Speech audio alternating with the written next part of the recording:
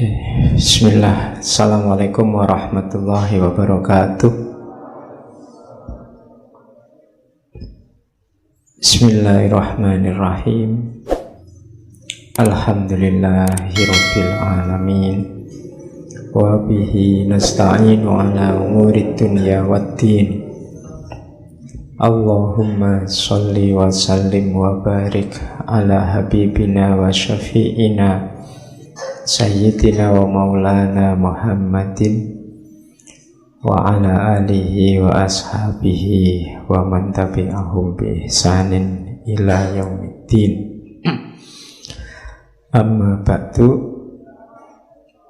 Bismillah, kita awali ngaji kita malam hari ini pas di hari libur, hari Isra Mi'raj.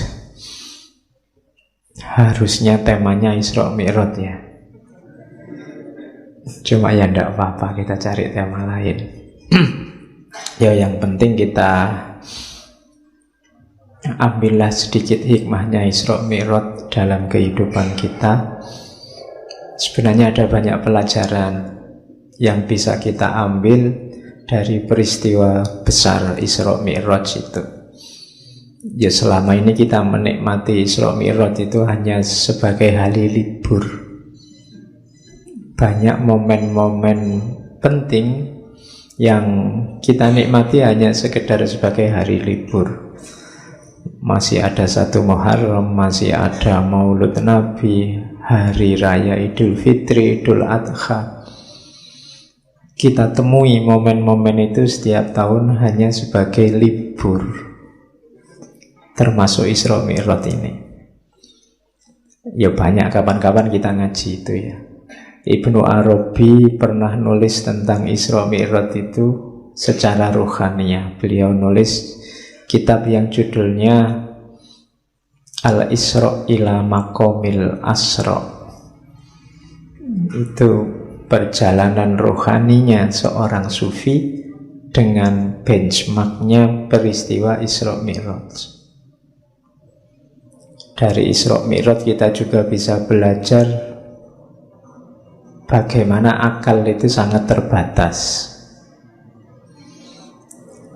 Isra Mi'raj itu salah satu mukjizat. Makanya ayat yang menjelaskan Isra Mi'raj itu kan diawali dengan kata-kata subhana. Subhanalladzi asra bi abdihi lailan dan seterusnya. Maha suci Allah, maha besar Allah, menunjukkan kebesarannya Allah. Karena itu kalau ada yang tanya, apa masuk akal Pak Isra Mi'raj itu? Harus tidak masuk akal, wong itu mukjizat. Kalau mukjizat kok masuk akal berarti biasa-biasa saja.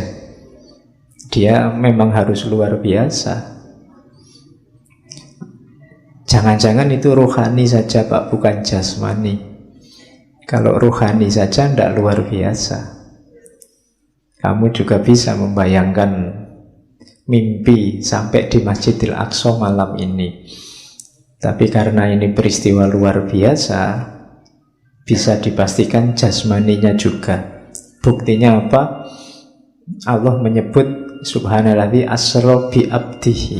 Bi abdihi itu hambanya. Jadi masih di level kehambaan, berarti jasmani dan rohaninya, tidak cuma rohaninya saja. Dan itu asro itu memperjalankan. Pelaku utamanya adalah Allah, bukan Nabi. Kalau pakai bahasa kita sekarang, Nabi Muhammad itu dipiknikkan oleh Allah, bukan piknik sendiri. Dari Masjidil Haram ke Masjidil Aqsa dan seterusnya. Iklan dulu ya, ada pesawat.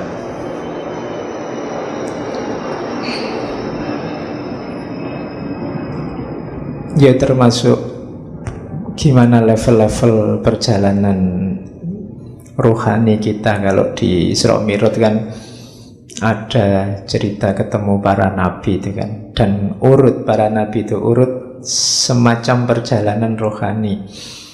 Di langit pertama ketemu Nabi Adam, di langit kedua ketemu Nabi Isa dan Nabi Yahya, Di langit ketiga ketemu Nabi Yusuf. Di langit keempat ketemu Nabi Idris, simbol intelektualitas. Nabi Yusuf simbol kematangan. Nanti Nabi Isa, Nabi Yahya simbol kepemudaan, gairah. Kemudian di langit kelima ketemu Nabi Harun yang pinter orasi, pinter ceramah. Di langit keenam ketemu Nabi Musa yang tegas. Di langit ketujuh ketemu Nabi Ibrahim, puncaknya spiritualitas. Ini momen-momen perkembangan rohani. Ada maknanya, cuma kapan-kapan saja yang ngomong itu. Sekarang sudah kita sepakati untuk bulan ini kita ngomong tentang akhlak lagi, moral lagi. Ya, mendinginkan mesin lah ya. Sebelum kita memasuki bulan Ramadan, kita bersih-bersih, kalau orang Jawa kan gitu. Setelah kemarin-kemarin kita ngomong barat-barat yang agak agresif, yang mungkin di beberapa hal tidak cocok sama hidup kita, bulan ini kita dinginkan mesinnya dengan akhlak. Kebetulan malam ini kita ketemu kakek kita sendiri dari Indonesia. Kita ketemu beliau, insya Allah sudah sangat terkenal dan sangat kita kenal, Profesor Dr. Haji Abdul Karim Amrullah. Saya tidak harus banyak cerita tentang beliau ini, pasti kalian sudah tahu. Kalau belum tahu, kebangetan. Ya, kalau di toko-toko yang lain saya kasih pengantar lahir kapan, momen-momen krusial dalam hidupnya kapan. Kalau ini saya kira tidak usah. Kalau ada yang masih belum, cepat-cepat setelah ini pulang dibaca ya riwayat hidup beliau. Bagaimana perjalanan hidup beliau. Akan ada banyak momen yang sangat banyak yang bisa kita teladani. Oke, cuma malam ini kita tidak akan bahas semua. Saya hanya bawa satu bukunya beliau, Lembaga Budi. Sedikit saya cerita tentang budinya Hamka ini. Hamka ini dikenal sebagai tokoh yang selain istiqomah, beliau juga budinya baik. Mudah memaafkan, kemudian tidak kaku dalam beragama. Ada cerita Hamka ini nanti aktivitasnya dari Masyumi, nanti kemudian Muhammadiyah. Tapi banyak cerita tentang bagaimana kalau urusan yang ikhtilafiyah, Hamka ini toleran. Beliau banyak disengsarakan oleh rival-rival politiknya, tapi nanti di akhir hidupnya bisa memaafkan. Bahkan rival-rival ini minta tolong beliau, seperti Soekarno, Muhammad Yamin. Itu di akhir-akhir hidup mereka inginnya disolati dan didoakan oleh Hamka setelah meninggal. Termasuk sama Pak Pramudia. Pak Pramudia itu dulu sama Hamka ada sedikit masalah karena lewat hariannya Pak Pramudia, Hamka ini nanti diserang, dituduh plagiat. Cuma nanti belakangan waktu Pak Pram ini mau mantu, anaknya namanya Astuti, sama Pram calon mantunya disuruh belajar agama dulu ke Hamka. Dan sama Hamka tidak apa-apa, tidak mentang-mentang dulu mantan musuh lah kok enak, tidak ada gitu. Tetap diajari, diislamkan. Itu budi namanya. Oke, kenapa judulnya bukan akhlak tapi lembaga budi? Itu perlu kita bahas. Budi itu dari bahasa Sanskerta.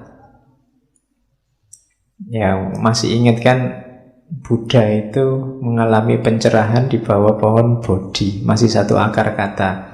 Kita juga punya istilah budaya, masih satu akar kata. Orang zaman dulu di naskah-naskah buku-buku ilmiah zaman dulu sering pakai istilah tidak cuma akal, tapi selalu akal budi. Tidak sekedar rasio, tapi ada kalimat budinya. Kemudian ada juga budi pekerti.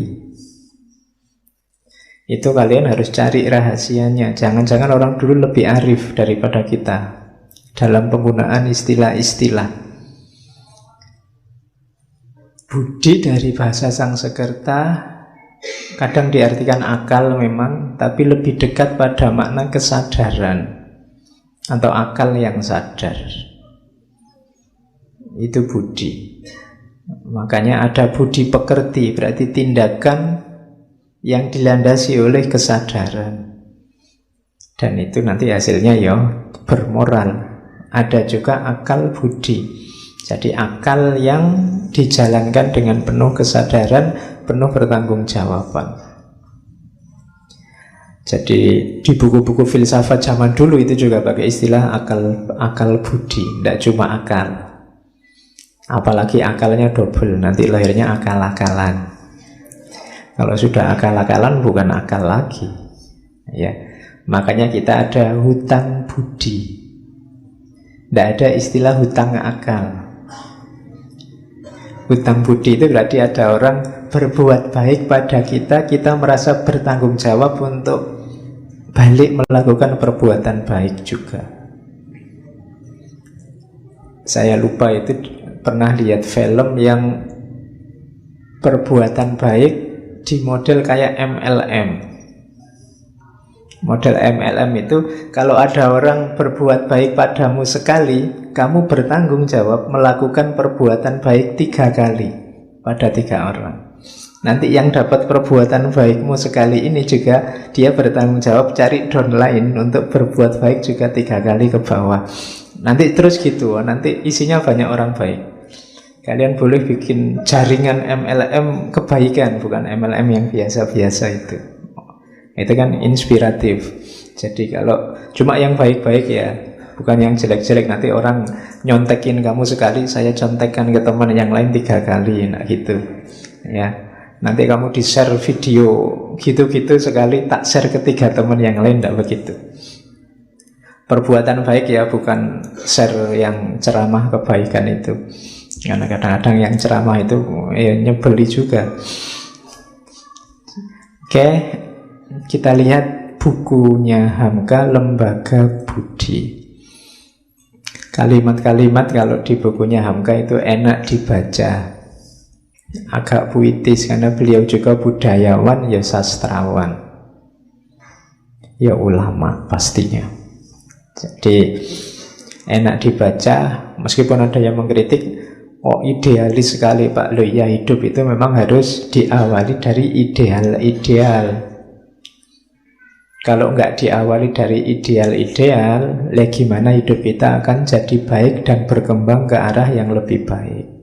Bahwa ideal itu tidak dapat diterjemahkan 100% dalam hidup kita, ya tidak apa-apa. Bukan berarti idealnya salah, tapi harus kita usahakan, kita terjemahkan 100%.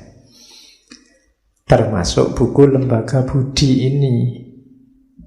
Kemudian yang kedua, mungkin kalau kalian baca, karena kalian sudah levelnya mahasiswa, mungkin rasanya kok sudah tahu semua Pak. Kok rasanya biasa-biasa saja, tidak ada yang baru, kan kamu sering gaya begitu. Itu argumennya 2. Yang pertama, yang diomongkan mungkin sejenis fitrah manusia untuk berbuat baik. Kalau itu fitrah, ya tidak perlu, kadang kamu memang tidak pernah belajar itu, tapi kamu sudah tahu wong fitrah. Kayak jujur, baik pada orang lain, itu kan mungkin fitrah kita. Jadi ya kita pasti tahu wong itu sudah ada dalam diri kita. Lah kenapa harus diomong-omongkan lagi Pak? Tabiatnya manusia. Manusia itu kadang sudah tahu tapi sering lupa, atau sering cuek, atau sering alpa. Kamu menyebutnya khilaf. Cuma khilaf kok ya terus-terusan. Khilaf pak, lupa pak, tapi ya bolak-balik begitu. Makanya diingatkan, jangan dimarahi ulama-ulama kita yang temanya kok monoton itu terus. Lah wong kamu bolak-balik diulang-ulang aja ndak jalan kok. Dikasih tahu yang itu saja itu ndak jalan. Makanya mereka butuh untuk diulang-ulang. Makanya bahasanya peringatan, nadhir.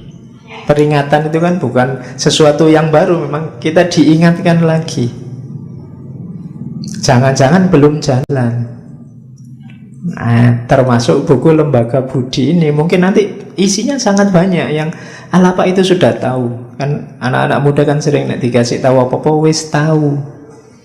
Ala wis tahu. Ya wis tahu, tapi kamu butuh diulang-ulang lagi, wong kamu belum jalan, belum operatif. Buktinya apa? Di Indonesia ini kan masalah berulang-ulang. Seperti saya bilang minggu lalu itu kan, kok rasanya nasihat tokoh-tokoh zaman dulu masih relevan ya Pak hari ini. Itu jangan-jangan bukan nasihatnya relevan terus, tapi hidupmu yang tidak berkembang sejak dulu. Salahmu ya itu terus sejak dulu. Makanya rasanya nasihat tokoh-tokoh zaman dulu hari ini masih relevan. Di situ gunanya diulang-ulang. Oke, sekarang saatnya kita bersihkan diri lewat Lembaga Budi. Bismillah ya, ini ngaji tenanan nih. Oke, yuk diawali dari di buku, di pengantarnya Buya Hamka ya, kita menyebutnya Buya Hamka.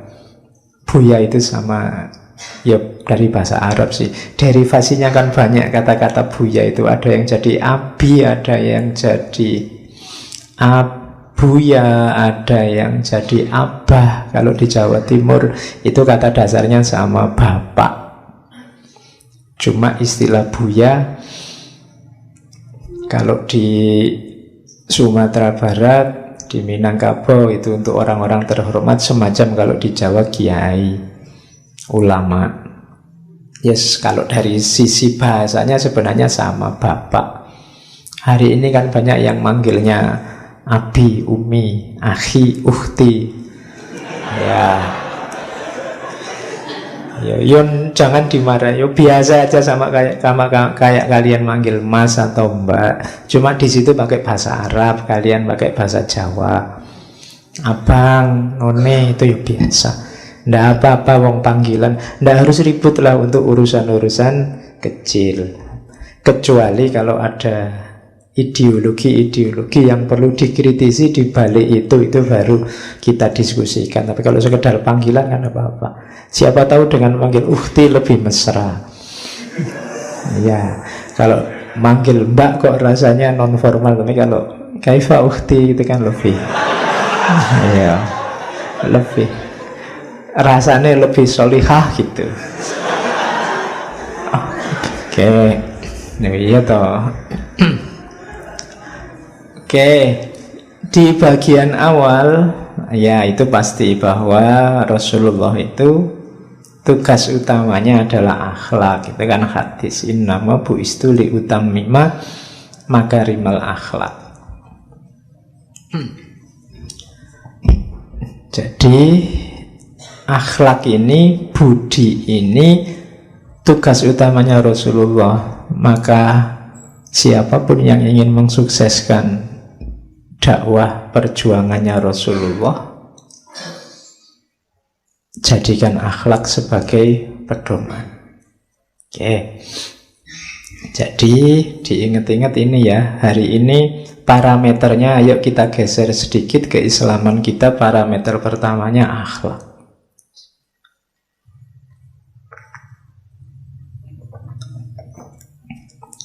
Karena kata Rasulullah, innama bu'istu liutammima makarimal akhlak. Yang kedua itu syair dari Saoki Bek, dikutip juga oleh Hamka. Sesungguhnya keberadaan bangsa-bangsa itu karena akhlaknya. Kalau akhlaknya lenyap, maka lenyap pula bangsa itu. Jadi hati-hati, keberadaan kita sebagai bangsa, katanya Saoki Bek yang dikutip oleh Hamka, ada di akhlak. Prihatinkanlah fenomena apapun yang menunjukkan kerendahan budi, kerendahan akhlak. Karena itu akan mengancam eksistensi kita sebagai bangsa. Ya, pertama-tama mengancam eksistensi kita sebagai manusia. Manusia akan punah dengan punahnya moralitas, punahnya akhlak. Kalau tidak percaya boleh dicoba. Hari ini boleh kamu deklarasikan, setiap orang boleh melakukan apa saja sesuai keinginannya, tidak usah peduli aturan apapun. Kalau malam ini turun wahyu semacam itu, percayalah besok pagi sudah kiamat. Sudah rusak, tidak karu-karuan. Orang memenuhi keinginannya sendiri, hasratnya sendiri, nafsunya sendiri. Wis pulang dari sini kamu nginep berdua, kemudian besok pagi ada barangnya, siapa kamu ambil. Begitu moral selesai, rusak. Kita punya beberapa kali pengalaman kerusuhan massa. Itu bukti paling nyata ketika orang tidak lagi peduli moralitas dan akhlak. Jadi sesungguhnya kelestarianmu tergantung pada akhlak, kepunahanmu tergantung pada akhlak. Ini sajaknya Saoki Bek. Maka kalau sekedar beda pandangan, beda pilihan calon presiden, beda pilihan caleg, tidak masalah. Kamu tidak harus terlalu galau, tidak harus terlalu gelisah. Tapi kemerosotan moral ini tanda-tanda kita akan segera hancur. Prihatinkanlah, carikan solusi kalau memang ada. Sama itu kayak sebenarnya itu syair, maksudnya sama. Tegak rumah karena sendi, runtuh sendi, rumah binasa. Sendi bangsa ialah budi, runtuh budi, runtuhlah bangsa. Jadi ingat-ingatlah tentang akhlak dan budi. Jadi budi itu penting. Saya tidak tahu ya, mungkin karena ini dulu waktu saya SD, buku pelajaran SD itu tokohnya namanya Budi. Mungkin biar kita ingat selalu bahwa budi itu penting. Kan selalu ini Budi, ini Bapak Budi. Itu mungkin diantara rahasianya itu mungkin itu ya. Jadi karena budi itu penting, kita harus selalu ingat budi, ingat akhlak. Kenapa? Yaitu sendinya bangsa. Sejak dulu kan kamu penasaran, ini budi anak mana ya? Ini budi kan kamu gitu. Mungkin budinya tidak ada, itu memang nama itu dipakai simbol biar kita sebagai bangsa perhatian dengan budi. Cuma saya tidak lihat buku pelajaran hari ini masih ada tidak ini budi, ini Bapak Budi itu. Kelihatannya budinya sudah hilang sekarang. Oke. Itu bagian-bagian awal. Kemudian setelah itu Hamka ngomong tentang tokoh-tokoh.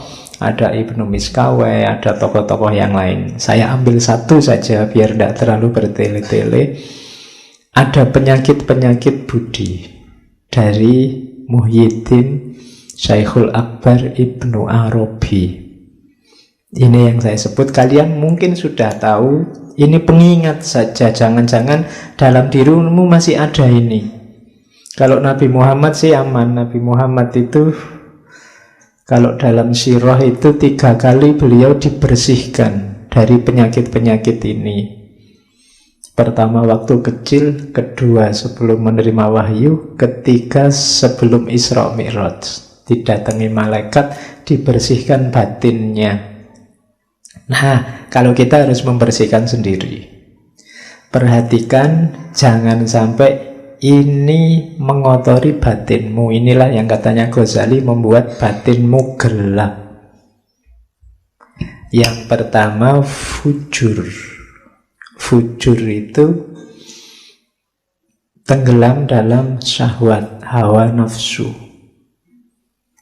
Hawa nafsu itu hasrat yang menggebu, menggelora untuk sesuatu yang tidak baik atau tidak penting, yang menyelewengkanmu dari jalan yang seharusnya. Itu fujur. Hati-hati kalau tiba-tiba kamu dilanda ambisi yang sangat kuat terhadap sesuatu. Coba dicek itu on the right track atau tidak. Kalau tidak, kemungkinan fujur.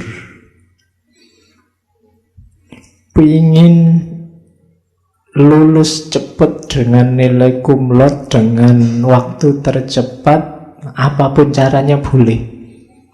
Itu hati-hati, kamu cek lagi, jangan-jangan kamu menempuh jalan fujur. Niatmu bagus, tapi apapun saja boleh. Ini membahayakan, kamu terjebak dalam hawa nafsu.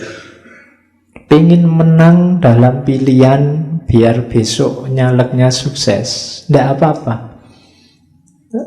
Tapi hati-hati ketika kamu ingin menang, yang kamu lakukan apa? Kalau tidak, kamu bisa terjebak fujur. Oke, coba ditengok, kamu punya ambisi apa hari ini? Tidak punya apa-apa itu Pak. Oh, nanti ada penyakitnya yang lain kalau tidak punya apa-apa. Ya. Jadi yang pertama fujur, yang kedua tamak. Kalau tamak itu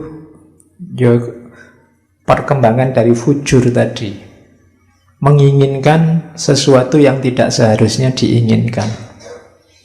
Kalau tadi kan mending, ada yang diinginkan masuk akal tapi jalanmu salah. Kalau ini yang tidak seharusnya diinginkan, syarah, tamak.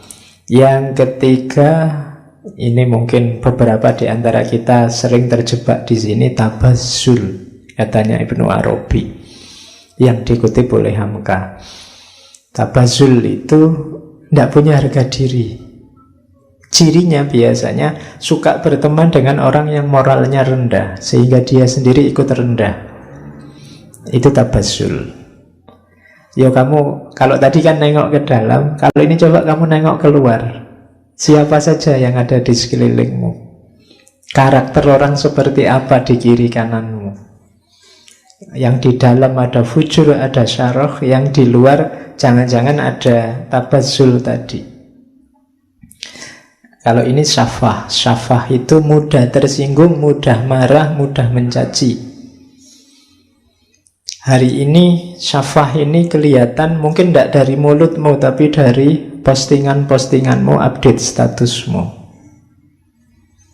Mudah tersinggung, mudah marah, mudah mencaci orang lain. Terus khorq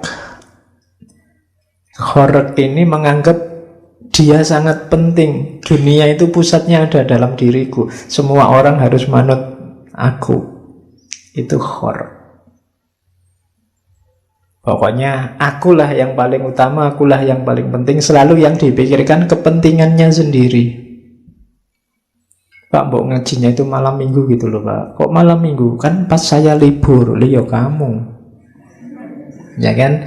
Usul selalu berdasarkan kepentingannya sendiri. Di antara pelajaran dari Isra Mi'raj tadi itu kan, kalau katanya Muhammad Iqbal, ada namanya kesadaran profetik. Nabi tidak mikir kepentingannya sendiri. Kalau Nabi berpikir kepentingannya sendiri, sudah selesai dengan bertemu Allah di Sidratul Muntaha. Itu kenikmatan paling puncak. Tidak ada lagi yang lebih nikmat dari itu. Kan nikmat bertemu Allah besok yang dinanti oleh seluruh penghuni surga, karena itu kenikmatan paling puncak. Tapi Nabi tidak berpikir dirinya. Nabi masih berpikir tentang umatnya. Nah, itu berarti tidak ada khorq. Tidak hanya mikir dirinya, Nabi juga mikir umatnya. Makanya waktu dipuji oleh Allah itu kan, waktu kita akhir-akhir kan, at-tahiyatul mubarakatus sholawatut thayyibatul lillah. Terus Allah menjawab, Assalamu alayka ayyuhan nabiyyu wa rahmatullahi wa barakatuh. Tapi Allah menjawab Assalamu alayka ayyuhan nabiyyu wa rahmatullahi wa barakatuh. Terus Rasulullah tidak egois, malah Rasulullah membawa umatnya Assalamu alayna wa ala ibadillahis sholihin. Ini percakapan antara Allah dan Rasulullah. Itu berarti apa? Nabi tidak egois, tidak mentang-mentang aku wis sukses sudah ketemu Allah, apalagi yang aku cari, buat apa capek-capek balik. Wong Nabi ini sedang berat-beratnya hidup setelah ditinggal Khadijah, ditinggal Abu Thalib. Dakwah sendiri dilempari batu, ujiannya luar biasa. Bahkan ada riwayat yang mengatakan ujian paling ringan saat itu yang dihadapi oleh Rasulullah adalah satu ketika beliau keluar dari rumah, dicegat oleh orang Quraisy, terus kepalanya ditaburi pasir. Itu dianggap ujian paling ringan. Saya tidak tahu kalau kalian keluar rumah dicegat orang, kepalamu ditaburi pasir, itu mungkin celuritnya keluar. Tapi kalau Rasulullah tidak. Bahkan waktu dilempari batu di Taif itu, malaikatnya aja sampai tidak kuat. Katanya malaikat, Rasulullah kalau kamu mau bumi Taif saat ini juga aku balik. Jadi hancur semua Taif, orangnya masuk liang lahat semua. Tapi jawabannya Rasulullah, ya janganlah. Katanya Rasulullah, mereka itu begitu karena tidak tahu. Makanya Nabi malah mendoakan, Allahumma hdi qaumi fa innahum la ya'lamun. Ya Allah, beri hidayah kaumku, mereka itu tidak tahu. Jangan disiksa, orang tidak tahu kok. Nah itu Rasulullah mikir umatnya, tidak khork. Karena hari ini banyak orang yang difikirkan dirinya sendiri, terus tidak qasawah, tidak benci dan dendam. Ini juga yang kita susah. Kita biasanya suka sekali memelihara kebencian. Kalau sudah benci sama orang, kapanpun dan dimanapun dibawa kemana-mana. Wong kita memelihara kucing aja ditinggal di rumah, tapi memelihara kebencian kemana-mana kita bawa. Mbok yuk ditinggal sekali-sekali. Tapi kebencian dan dendam ini kita bawa terus. Itu qasawah. Apa sih untungnya kamu membawa kemana-mana benci dan dendam itu? Tidak ada untungnya selain kamu sendiri yang berat. Wong yang kamu benci itu tidak tahu kamu serepot itu membawa-bawa dirinya kemana-mana. Jangan-jangan yang kamu benci sedang senang-senang, kamu sumpek terus dalam hatimu. Jadi kamu sibuk sendiri, sumpek sendiri, KO-KO sendiri. Tidak, jangan qasawah. Terus Qadar itu memungkiri janji, mengkhianati ampunan. Kalau qadar itu sudah dimaafkan, berkhianat lagi. Ini penyakit budi yang agak parah. Tadinya salah dimaafkan, tadinya keliru dimaklumi, balik lagi. Itu budi yang cacat. Janganlah ya, kalau sudah dimaafkan ya, kalau bisa jangan diulang. Terus khianat, kalau ini kita paham, menyalahi amanat. Membuka rahasia juga termasuk akhlak tercela. Hati-hati. Sekarang hari ini orang itu tidak hanya membuka rahasianya orang lain, tapi dengan sukacita membuka rahasianya sendiri. Kalau tidak percaya, mau tontonan postingannya teman-temanmu itu. Mau sekedar makan di angkringan aja diposting, cekrek gitu. Terus menu siang ini, kan kamu gitu selalu. Itu bongkar rahasianya dewe. Kadang-kadang mau kemana itu posting. Oke, jangan ya, eman-eman. Hidup itu jadi menarik ketika ada misteri-misteri. Kalau terbuka 100% itu tidak enak. Kalian yang punya pasangan, perhatikan rumus ini. Loh iya, kalau kamu sedang masih ada misterinya, masih ngejar-ngejar, itu kan masih, wah ini tidak tahu aku, dia itu senang bener sama aku apa enggak. Itu kan kamu masih penasaran. Tapi begitu diterima, selesai, tidak menarik lagi, sudah selesai. Jadi biarkan dirimu ada misteri-misterinya dikit gitu loh. Jangan terlalu diobral. Jadi Itu rumusnya. Jangan langsung diiyani kalau dikejar. Rada dikasih PHP dikit-dikit tidak apa-apa. Biar penasaran ngejar-ngejar. Meskipun besok sudah jadi, usahakan masih ada yang dikejar-kejar, ada yang misteri. Bahkan agama itu menarik sampai hari ini, itu karena masih banyak misterinya. Kamu kan masih penasaran kira-kira surga besok itu ada benar apa enggak, neraka ada benar apa enggak. Bahkan kamu penasaran yang bunuh diri jadi teroris itu ketemu bidadari benar apa enggak. Itu kan misteri-misteri. Itu yang sampai hari ini orang masih. Kalau terbongkar semua misterinya itu bisa gawat. Besok orang, kalau surga cuma kayak gitu, tak bikin sendiri surga sekarang, bisa begitu. Tapi justru agama itu membuat kita terikat karena banyak misterinya. Oke, jadi jangan mudah membongkar rahasia dirimu sendiri atau rahasianya orang lain. Takabur ini pasti. Biangnya semua kerendahan budi itu kesombongan. Kemudian khobas, niat jahat, niat saja kalau bisa jangan. Awas kau, hati-hati. Enggak usah begitu. Itu sudah niat jahat. Lihat saja 3 tahun yang akan datang. Enggak usah pakai begitu. Enggak usah dilihat 3 tahun. Sekarang aja yang enak-enak, ayo bareng-bareng. Khobas namanya. Enggak usah niat jelek. Bahil juga jangan. Juben, pengecut. Jangan. Pengecut itu tidak berani ngambil resiko. Hasad, ini kita sudah tahu, jelek hatinya, ingin orang lain susah. Kalau ada orang lain senang, dia sumpek. Itu hasad. Susah lihat orang lain senang, senang lihat orang lain susah. Itu berarti hasad. Hari ini tidak sadar kita sering hasad, khususnya pada orang yang beda dengan kita, termasuk yang beda pilihan dengan kita. Kalau kubu sana jelek, alhamdulillah. Ya kan? Kamu kan gitu setengahnya. No, bener toh? Nah, kamu mesti gitu. Itu namanya seneng lihat yang lain jelek. Dan susah kalau lihat yang lain baik. Sebenarnya diam-diam di hatimu ada rasa hasud. Dan kita disuruh berdoa untuk berlindung dari orang-orang yang hasud ini di surat Al-Falaq. Ya kan? Wa min syarri hasidin idza hasad. Karena orang hasad ini merugikan dalam hidup kita. Yang selanjutnya jasa. Jasa ini kayak juben. Tidak berani susah, tidak berani menghadapi resiko. Yang tadi saya bilang males-malesan itu juga penyakitnya budi. Namanya sohirul himmah. Keinginanmu apa? Cita-citamu apa? Enggak tahu Pak, saya mengalir saja.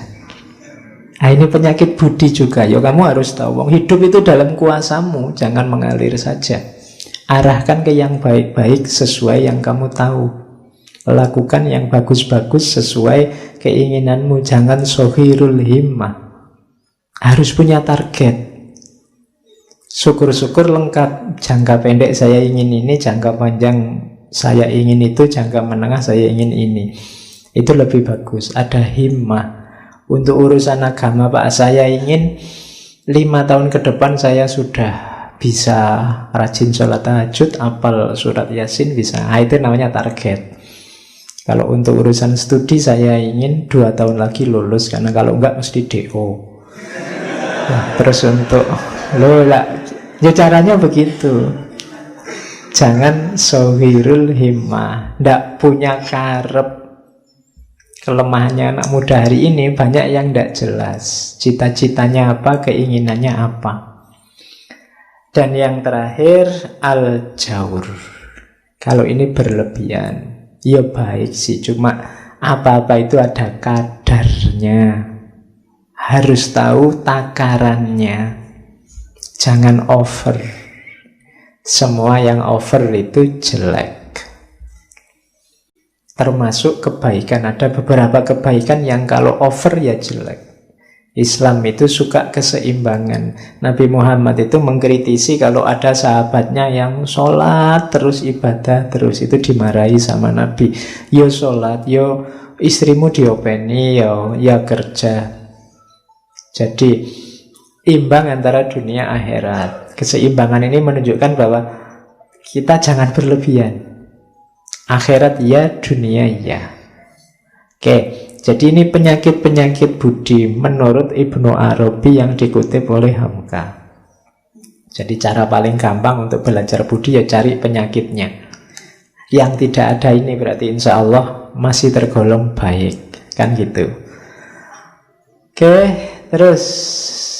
Nah, ini nasihat juga dari Hamka. Cara mengenali kekurangan diri. Kan sering saya suruh, mbok yo kita muhasabah. Ayo kita cek hidup kita. Tapi ini kan tidak gampang. Kamu mungkin minat, tapi susah Pak. Caranya gimana? Nah, Hamka ngasih beberapa tips dalam lembaga budi. Saya ini punya penyakit diri saya apa saja sih Pak? Mungkin kamu sendiri tidak tahu karena kamu terlibat terus dalam dirimu. Setiap kali saya ngomong tadi kejelekan-kejelekan budi, yang ada di pikiranmu selalu orang lain. Bukan dirimu. Karena susah memang mendeteksi kelemahan diri sendiri. Selalu orang lain. Selalu kamu ngomong, oh itu kubu sana banyak yang gitu Pak. Tadi saya ngomong hasut itu kan mesti dalam pikiranmu, iya Pak, yang kubu sana yang bukan pilihanku itu isinya hasut semua. Yang kubu sini juga begitu. Begitu dia ngomong, wah banyak sekali menyebarkan hoax. Oh iya Pak, kubu sana, selalu kubu sana. Tidak pernah kamu cermati dirimu sendiri karena memang kamu terlibat terus dengan dirimu. Kalau terlibat terus kan memang susah introspeksi.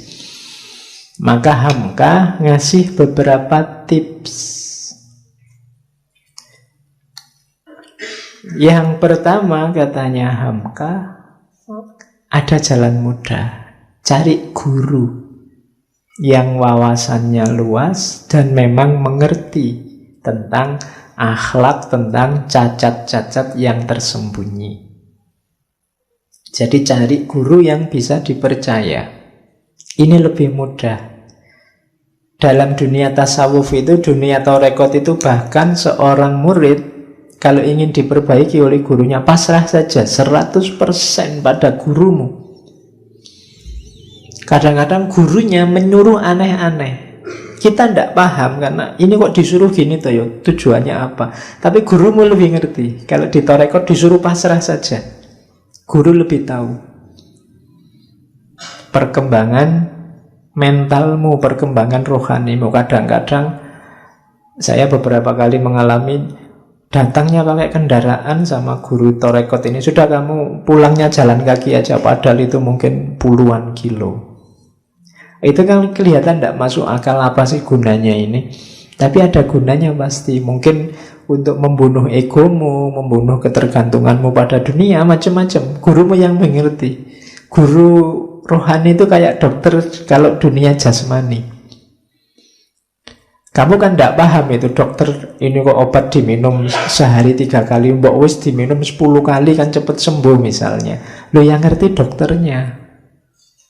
Kamu jangan ijtihad sendiri atau urusan obat. Nanti kamu ngarang-ngarang sendiri misalnya. Ndak. Nah, sama kayak rohani. Mungkin kamu punya rumus sendiri Pak, harusnya begini, ndak. Coba tanya yang ahli. Jangan-jangan kamu ingin mengobati hasadmu, akhirnya malah jatuhnya jadi sombong. Jangan-jangan kamu ingin mengobati sohirul himmah tadi, akhirnya malah overconfident. Kan bisa begitu. Yang ngerti takarannya siapa? Guru. Maka jalan gampang untuk mendeteksi kamu ada penyakit jiwa apa, cari guru. Itu mudah. Bukan berarti kalau tidak punya guru terus tidak bisa. Ya bisa, cuma akan lebih mudah kalau kamu punya guru. Oke, yang kedua, mungkin susah nyari guru hari ini. Gurunya sibuk nyari sampingan macam-macam sehingga kamu mau ketemu saja susah. Nah, cari sahabat. Sahabat tapi yang jujur, tapi yang juga wawasannya luas. Kalau sahabatnya yo podo mursale yo podo wae. Nanti kamu minta, "Bu, aku dinasehati biar penyakit jiwaku hilang." Oh, nasehati gimana? Aku juga penyakit jiwaku. Iya, podo wae.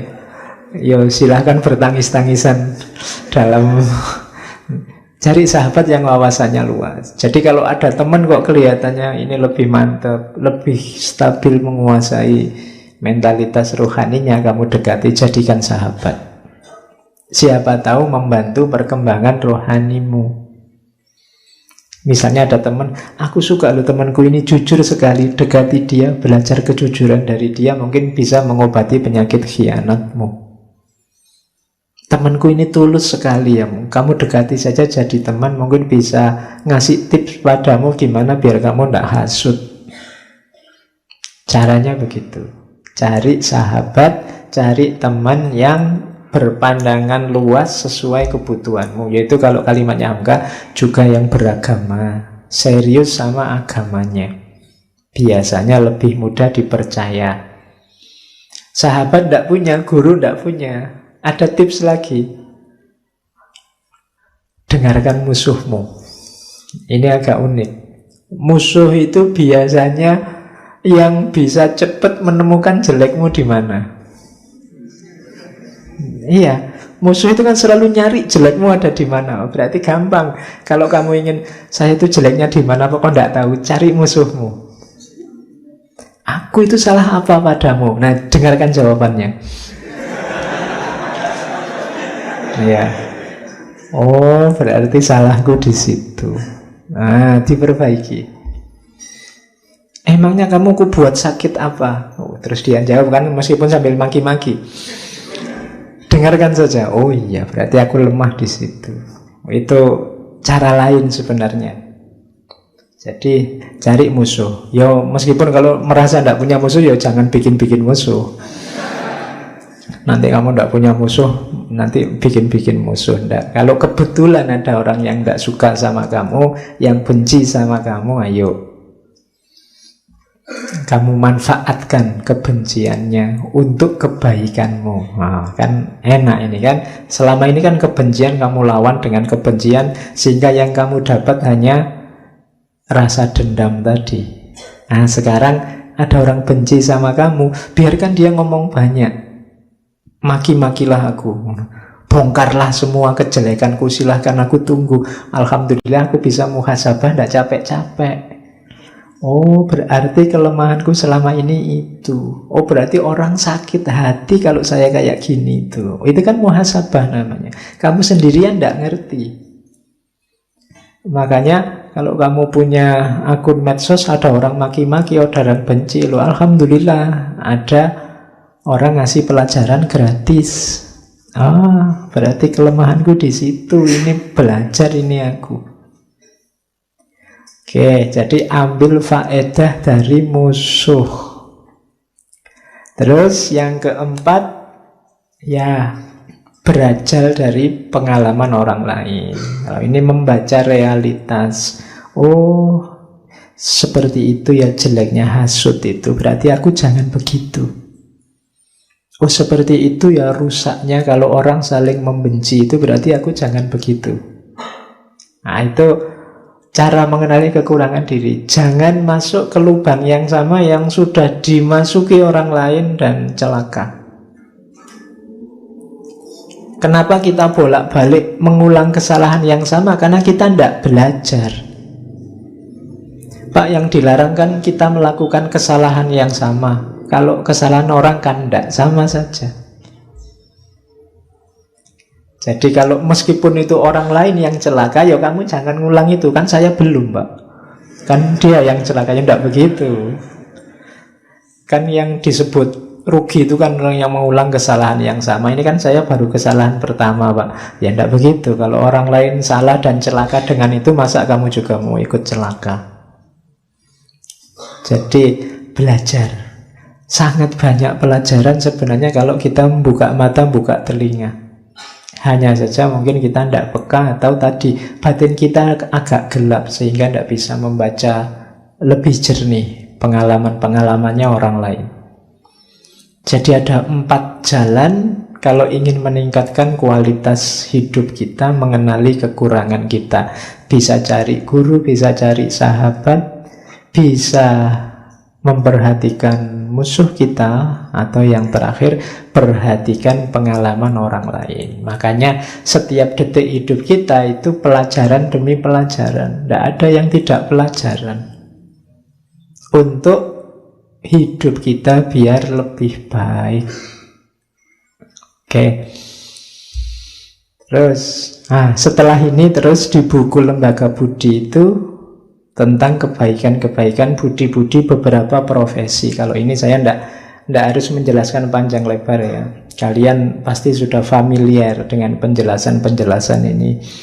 Bagi yang buka usaha, ayo bahasa sekarang mungkin wira swasta.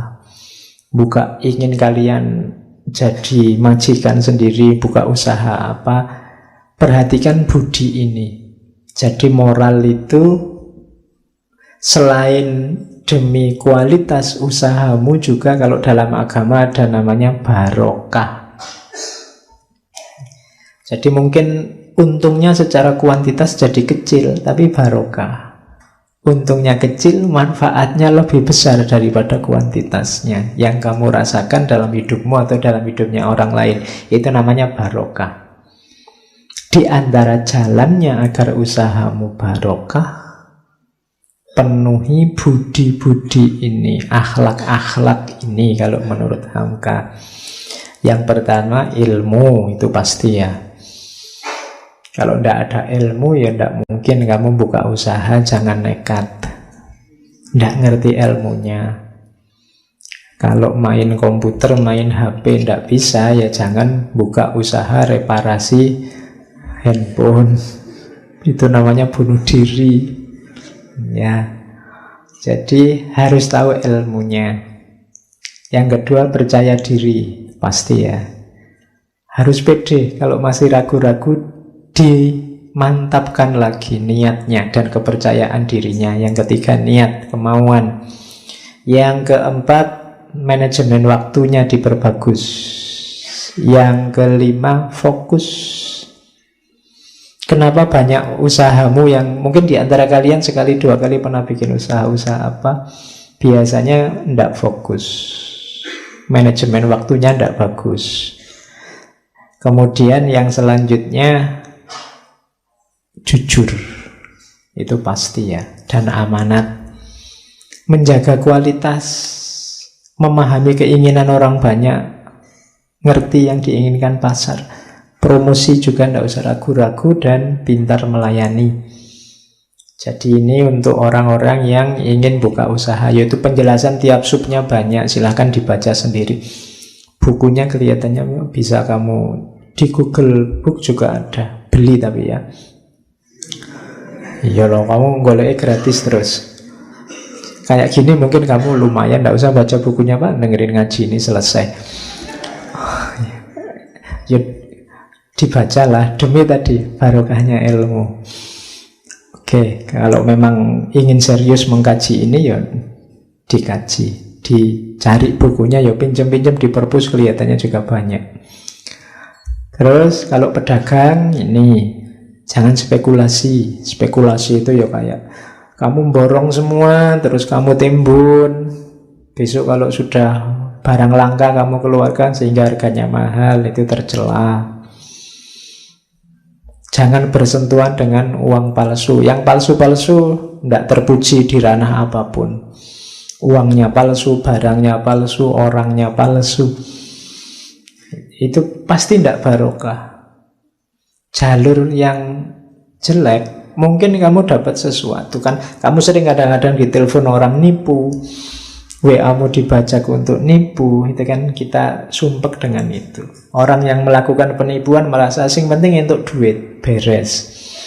Tapi hidup kita tidak sesederhana itu sekedar dapat uang. Ada namanya manfaat dan barokah. Mungkin kamu dapat uang banyak, tapi kalau tidak barokah, tiba-tiba kamu sakit, sebanyak apapun uang hanya habis untuk pengobatan. Itu namanya, orang menyebutnya tidak barokah. Jadi jangan hanya mengejar kuantitasnya. Wah, kalau saya punya uang 1 miliar Pak, apa saja saya beli. Kamu dapat 1 miliar terus masuk penjara. Apa yang mau kamu beli, kamu di penjara. Nanti hartamu disita semua, tidak cuma yang 1 miliar itu, akhirnya semuanya habis. Nah, itu namanya tidak barokah. Jadi jangan hanya mengejar kuantitas, jangan bersentuhan dengan yang palsu-palsu, termasuk kata-kata palsu. Kata-kata palsu itu memuji berlebihan, mencela berlebihan. Itu palsu. Nyatakan kalau ada cacat apa adanya, jangan curang, jelaskan harga resminya. Mungkin kalau kamu mau jujur, ya saya ngambil untung sekian, harga pasarnya sekian. Oke, itu budinya pedagang. Kalau ini insya Allah kalian pahamlah dengan membaca satu kalimat. Kalau ini guru, ini kan akademisi semua. Guru punya beberapa budi penting. Yang pertama yang saya catat dari tulisannya Hamka, jangan merasa ilmumu sudah tinggi. Bidang apapun. Meskipun mungkin kamu besok sudah profesor. Karena begitu kamu merasa ilmumu sudah cukup atau sudah tinggi, kamu akan berhenti. Sementara ilmu itu berkembang, dunia ini berubah. Sementara yang kamu tahu hanya sebatas kemampuanmu, sebatas pengalamanmu. Yang pasti tidak sempurna. Maka jangan pernah kamu merasa ilmumu sudah cukup tinggi. Kalau kamu merasa tinggi sehubungan, iya sih Pak, tapi saya merasa kalau dibandingkan dia, saya lebih tinggi. Itu pun jangan, karena itu menunjukkan bahwa kamu sedang takabur, kamu sedang sombong. Kamu lebih tinggi dari dia, siapa berani jamin? Ya kan? Mungkin di bidang ini kamu lebih tinggi, tapi di bidang yang lain dia lebih tinggi. Itu kan kayak cerita dalam sufi antara tukang perahu sama ahli bahasa. Ini di Masnawi juga ada. Jadi kan ahli bahasa ini sudah sombong. Suatu ketika ahli bahasa ini naik perahu, diantar oleh tukang perahu jalan-jalan ke tengah laut. Kemudian ngobrol berdua. Bapak ngerti nggak yang dimaksud kalimat majmu itu apa? Nggak ngerti. Gimana Bapak? Sudah tua gini kalimat majmu aja nggak ngerti. Bapak ngerti nggak yang disebut peribahasa itu apa? Apa saya nggak ngerti? Alah Bapak ini sudah tua, peribahasa aja nggak ngerti. Umurnya dihabiskan untuk apa sepanjang hayat ini? Terus ada badai, kapalnya mau terbalik, gantian tukang perahu. Bapak bisa berenang lah? Nggak bisa. Oh ya. Ya, tukang perahunya ndak marah, cuma ya selamat tinggal kalau gitu Pak, karena ini sebentar lagi tenggelam. Ya, jadi ndak kemampuanmu sepinter-pintermu paling kan di bidangmu, di bidangnya orang lain mungkin kamu ndak tahu apa-apa. Jangan merasa lebih tinggi dari siapapun, bahkan di bidangmu sendiri jangan merasa sudah cukup. Terus luaskan pergaulan. Karena ilmu itu ya butuh dukungan yang lain. Kalau di sekolah, di kampus ya dengan wali, dengan mahasiswa, murid yang lain, dengan guru yang lain, dengan masyarakat harus luas. Terus kalau yang kedua luas, yang ketiga luas. Bisa bergaul dengan siapa saja. Jangan milih-milih, jangan merasa elit. Kalau kamu pulang kampung besok jangan merasa sarjana Terus kalau ngomong orang sak kampung tidak paham belas. Ya, kamu pakai bahasa tinggi-tinggi, menjelaskan santai-santai, kamu terus tanya, ini hermeneutiknya bagaimana? Ya, nah, kamu kan sering gitu. Ya, wong kampung ya tola-tola hermeneutik panganan opo. Iya, ya kamu dipinterkan, kamu pinter ini kan diberi kesempatan oleh masyarakat. Bahkan mungkin ada anggaran, dana-dana masyarakat terlibat untuk subsidinya kampus-kampus. Ya, besok kamu harus memberi manfaat ke mereka. Jangan malah menyusahkan mereka. Kan hari ini banyak orang pinter itu yang isinya cuma menyusahkan. Setiap kali dia ngomong, besok pagi ada masalah muncul. Kan ada yang begitu, ya mbok jangan. Ilmu juga butuh barokah. Barokahnya ilmu itu, ya ilmu mau jadi solusi dari banyak masalah. Usahakan setiap kali kamu ngomong, besok pagi ada masalah terselesaikan. Itu ilmumu barokah. Jangan sebaliknya, begitu kamu ngomong masalah muncul, terus kamu diem aja. Kalau gitu nggak usah ngomong. Wong ya kamu cuma bikin susah. Oke, terus luwes ya, bisa kemana-mana, terus bisa memberi petunjuk, bisa membuka. Kalau ada muridnya, Pak, saya kok buntu ini, tidak bisa mikir, kamu bisa buka pikirannya. Usahakan kamu bisa, paling tidak beri semangat. Jangan malah, kamu buntu, saya sejak lama itu juga buntu misalnya. Nah, itu nanti muridmu cuma, oh guru newayo buntu yo. Nggak. Ya paling tidak besarkan hatinya. Ayo kita cari bareng-bareng jawabannya. Nah, jadi jadilah inspirator pada murid-muridmu. Jangan menjatuhkan semangat mereka. Dan juga jangan hanya mentransfer ilmu. Tanamkan juga sikap, perilaku, kesadaran, kepercayaan diri pada mereka. Justru ini lebih penting. Kalau untuk nambah ilmu selanjutnya, mereka bisa nyari kemana-mana. Tapi pembentukan karakter ini perlu. Besok kalau kamu jadi guru, jadi mahasiswa, usahakan bisa masuk semua, tidak cuma ilmunya. Nah ini budinya seorang guru. Dokter, itu saya urut dari bukunya Hamka itu ya. Dokter itu pertama-tama harus logikanya logika kewajiban pada sesama, logika pengabdian pada anak Adam seluruhnya. Logika pertama itu. Urusan bayaran, urusan imbalan itu nanti. Itu konsekuensi logis kok. Jangan jadi target. Kalau menurut bukunya Hamka. Jadi kalau target pertama harus menolong. Karena dokter itu citranya adalah penolong, pelindung, bahkan kayak ayah di depan anaknya pada siapapun yang membutuhkan dia. Kalau di sini ada mahasiswa kedokteran, yang pertama memang harus kemanusiaannya. Dia punya tanggung jawab, punya kewajiban pada sesama manusia. Yang terakhir itu penting, memasukkan kegembiraan dan sukacita pada orang sakit. Dokter tidak boleh menakut-nakuti. Waduh Pak, sakit kayak gini nih. Oh itu pasiennya stres, penyakitnya double nanti. Ya, gembirakan, besarkan hatinya. Oke, kan sekarang banyak tuh yang dokter yang bisa mengembirakan, meskipun yang bikin sumpah juga ada. Ini Bapak kalau 3 hari tidak sembuh berarti gawat itu Pak, kembali lagi ke sini saya. Nah, ya. Jadi menakut-nakuti tidak boleh. Masukkan rasa gembira dalam hati pasiennya. Ya, yang dokter nanti ngerti akan ada kode etiknya. Yang jelas kemanusiaan yang jadi dasarnya.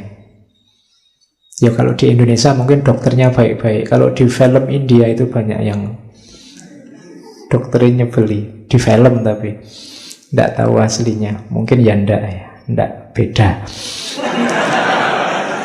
Oke. Terus, nah kalau ini pembela hukum, pengacara. Pembela hukum itu kalau dulu namanya pokrul. Hati-hati, ada yang jelek, ada yang bagus. Yang jelek itu dulu dikasih nama pokrul bambu. Bambu itu bahasa Jawane pring. Kan banyak orang kayak Sosro Kartono itu memaknai bambu sebagai positif. Tapi kalau ini bambu dengan makna negatif. Pokrul bambu itu orang yang banyak ngomongnya tapi isinya kosong. Kalau kamu bikin kentongan dari bambu itu kan dipukul kan keras itu, tapi jangan isinya nggak ada apa-apanya. Keras di luar, dalamnya kosong. Lebih banyak nipunya daripada benernya. Ini namanya pokrul bambu. Bener salah nggak penting, yang penting aku ngomong biar menang. Itu disebut pokrul bambu. Dari pokok bambu ini nanti terkenal istilah debat kusir. Debat kusir itu debat yang tidak produktif, yang dicari menang kalah. Logikanya tidak runtut, yang penting menang. Orang-orang semacam ini disebut pokrul bambu. Nah, kalau kalian lihat TV nanti banyak. Tidak ada isinya ngomong tok, yang penting menang. Dia sudah puas kalau lawan bicaranya jatuh. Targetnya cuma itu, bukan perbaikan sosial, bukan kemuliaan kemanusiaan. Yang penting musuhnya kalah, mau itu tok. Itu namanya pokrul bambu. Yang baik itu pembela hukum ya pokrul, tapi pokrul yang bertanggung jawab, berilmu, berpengetahuan, bijaksana, kuat hujahnya. Jadilah pembela hukum yang baik. Kemudian yang diperjuangkan ya hanya kebenaran. Tidak peduli apapun selain keadilan.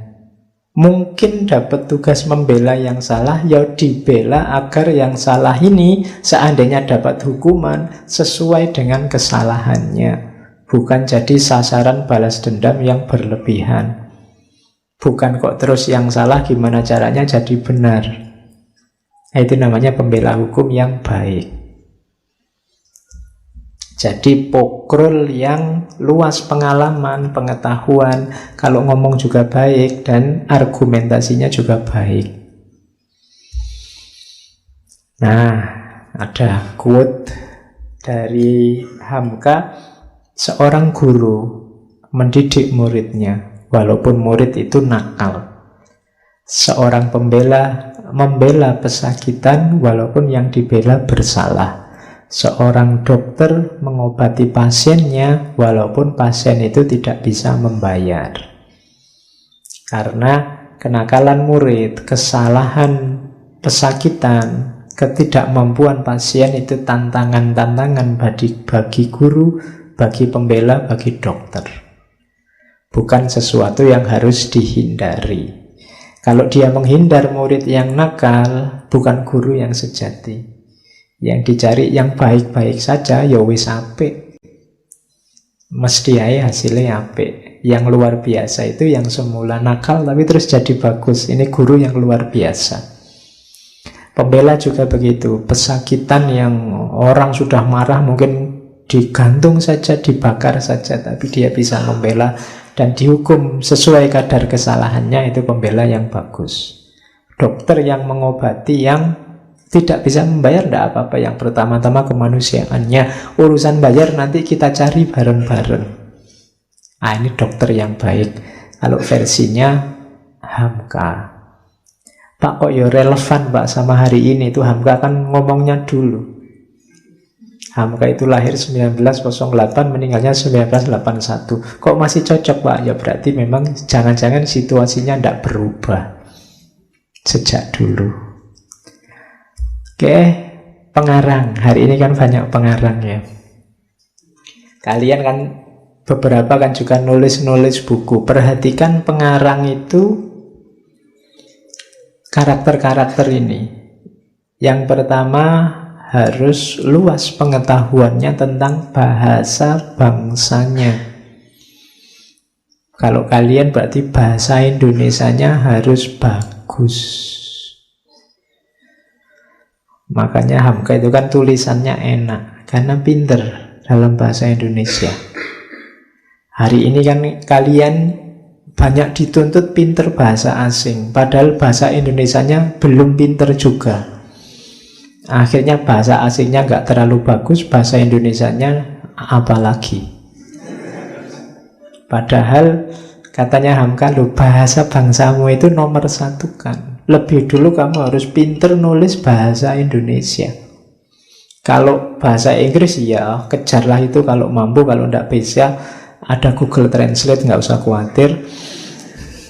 Tapi kalau bahasa Indonesia ini kamu wajib. Kalau kamu bilang, Pak mohon maaf saya bahasa Inggris tidak terlalu bisa, orang maklum, kamu memang orang Indonesia. Tapi kalau bahasa Indonesia, saya bahasa Indonesianya tidak bisa Pak, itu orang susah maklumnya. Lah kamu orang Indonesia, harusnya lebih pintar bahasa Indonesia dibandingkan bahasa asing secara logis begitu. Ya belajar. Harus luas pengetahuannya tentang bahasa bangsanya. Yang kedua, pengarang itu, ini istilahnya Hamka ya, kaya simpanan otaknya. Isi kepalamu harus kaya. Pengarang kok isinya sedikit, tidak pernah baca, oh itu alamat. Begitu kamu ngadep laptop, bingung dibikin nulis apa terusan. Nah, itu berarti simpenanmu kurang banyak. Kadang-kadang mulai saja kan kamu bingung, ini dimulai gimana ya Pak? Kamu kadang-kadang, saya materinya ada Pak, cuma mulainya itu gimana? Bahasa basinya gimana? Lu yang nyuruh kamu bahasa basi itu siapa? Ya tulis saja yang ada di kepalamu tadi. Nanti tipis Pak. Loh ya, targetnya kan apa yang ada di kepalamu diomongkan, bukan tebal tipisnya. Ya nanti kalau kurang tebal ya gampang, spasinya direnggangkan. Kan tebal-tebal sendiri, fontnya dibikin 30 apa berapa ya. Nanti kan tebal.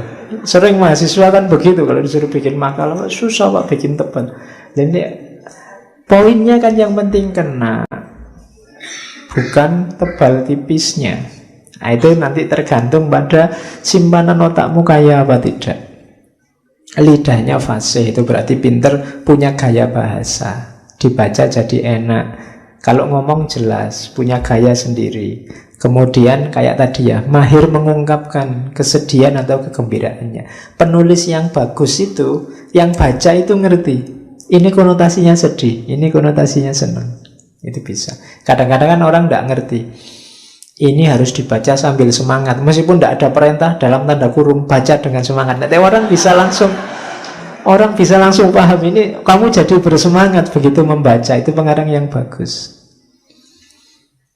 Kayak kamu baca Laila Majnun itu kan, kadang membaca pertama kan kamu nangis. Wah iya ya, ini rasanya terharu sekali. Itu pinternya yang nulis, pinternya yang ngarang. Nah, kamu juga harus bisa, kalau memang mendeklarasikan diri jadi pengarang, bisa mengaduk emosi pembacanya. Jangan kok kamu nulis pinginnya sedih, yang baca malah ketawa-ketawa. Iya, nanti kualik itu namanya. Atau jangan-jangan kamu enggak Pak, saya memang spesialis nulis yang kebalik. Kalau saya pingin ngomong yang ketawa-ketawa, yang baca mesti nangis. Kalau saya pingin ngomong, ya enggak apa-apa, gaya saya memang begitu Pak, mungkin gitu. Oke, terus teguh pendirian. Nah, ini penting karena jangan jadi pengarang pesanan, dibayar orang untuk nulis hal tertentu untuk kepentingan ideologi tertentu, itu namanya pesanan. Tapi kalau kepentinganmu sendiri, ideologimu sendiri, ya monggo. Atau yang cocok dengan keyakinanmu, ya monggo. Yang jelas teguh pendirian. Sebenarnya niat mulianya pengarang itu meningkatkan kualitas kecerdasan bangsa. Jadi penulis itu gurunya masyarakat. Maka jangan nulis yang tidak ada manfaatnya, tidak ada pentingnya. Nulis yang bermanfaat. Sekiranya masyarakat naik digit kecerdasannya, jangan nulis yang merusak masyarakat. Nah, itu kemuliaan pengarang. Oke, sekarang kita mulai bagian renungan budinya. Di bagian belakang buku Lembaga Budi itu ada 99 renungan tentang akhlak, tentang budi. Cuma saya tidak mungkin bawa 99 ke sini. Saya ambil dengan rumus sakarepku dhewe. Ya, ini kan cuma untuk menarik kalian tadi. Kalau pengen tahu 99 apa saja, ya baca sendiri. Saya bawa ke sini yang menurut saya mood aja untuk saya sampaikan di sini. Yang pertama, ini bukan yang paling awal sebenarnya. Kerap kali orang tua menyesali pemuda dan menuduhnya bekerja terburu-buru dan kurang pikir. Kerap kali orang muda menuduh orang tua lamban. Lamban bertindak dan terlalu banyak berpikir. Katanya Hamka, alangkah sibuknya dunia kalau pimpinan hanya di tangan yang muda-muda. Dan dunia akan membosankan karena lamban geraknya kalau pemimpinnya hanya yang tua-tua. Gabungan di antara gelora semangat yang muda dan renung pikiran yang tua itulah yang menimbulkan keseimbangan dalam hidup. Ini jangan disambungkan sama pilpres ya.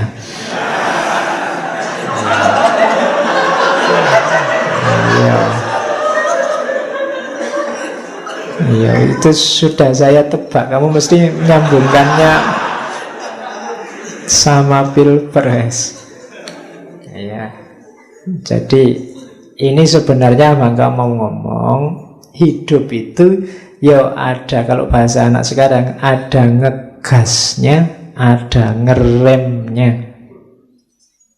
Ya, kamu harus sadar kapan ngegas, kapan ngerem. Ngegas itu simbolnya yang muda-muda, ngerem itu simbolnya yang tua-tua. Kalau kamu ngegas terus, gawat hidupmu.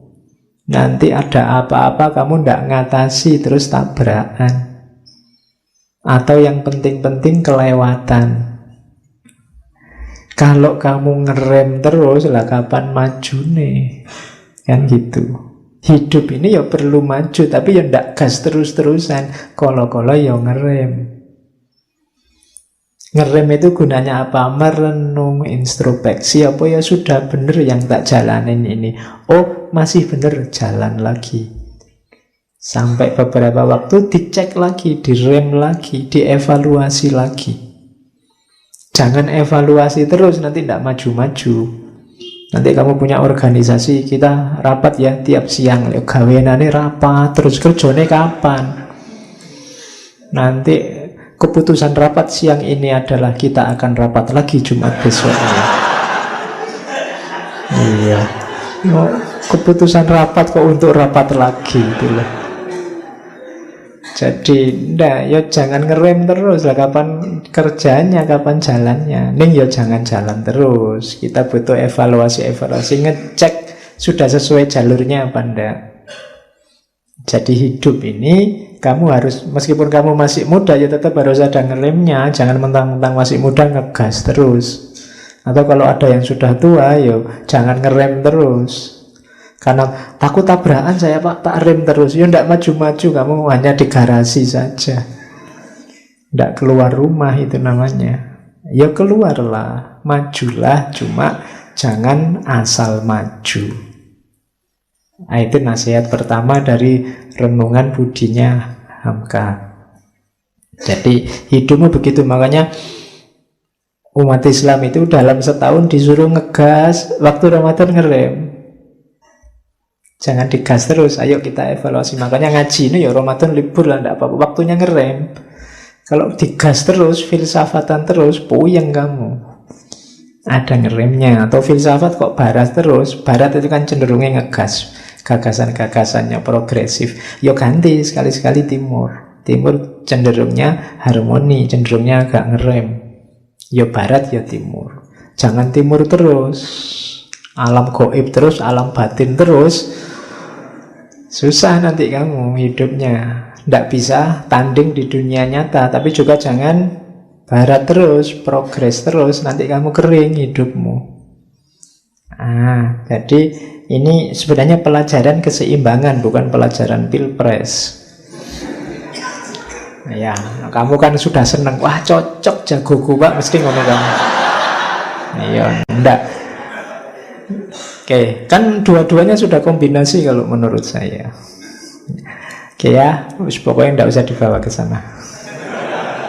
Terus nanti kamu potong, terus kamu upload di Instagram, capture gambar itu, nanti ngawatiri itu. Terus renungan kedua. Di setiap zaman, katanya Hamka, ada saja orang yang mengutuki zamannya.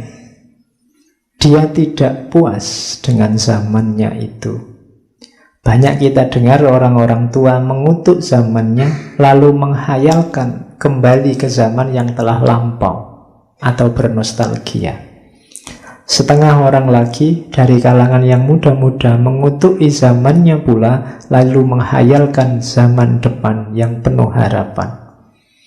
Pada hakikatnya tidak ada satu zaman pun yang sempurna baik, dan tidak ada satu zaman pun yang sempurna buruk.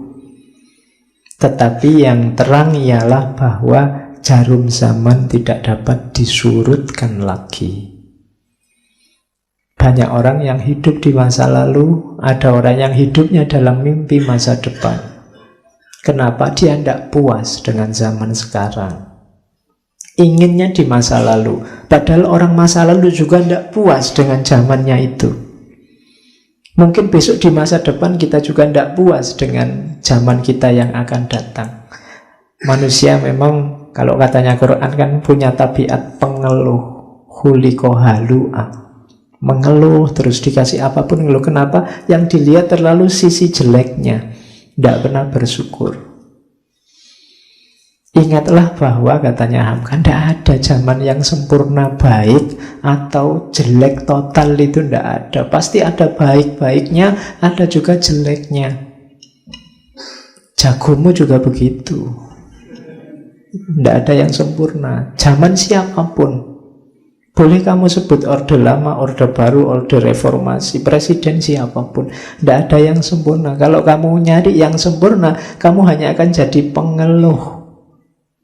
Siapapun nanti yang memimpin, kamu akan mengeluh.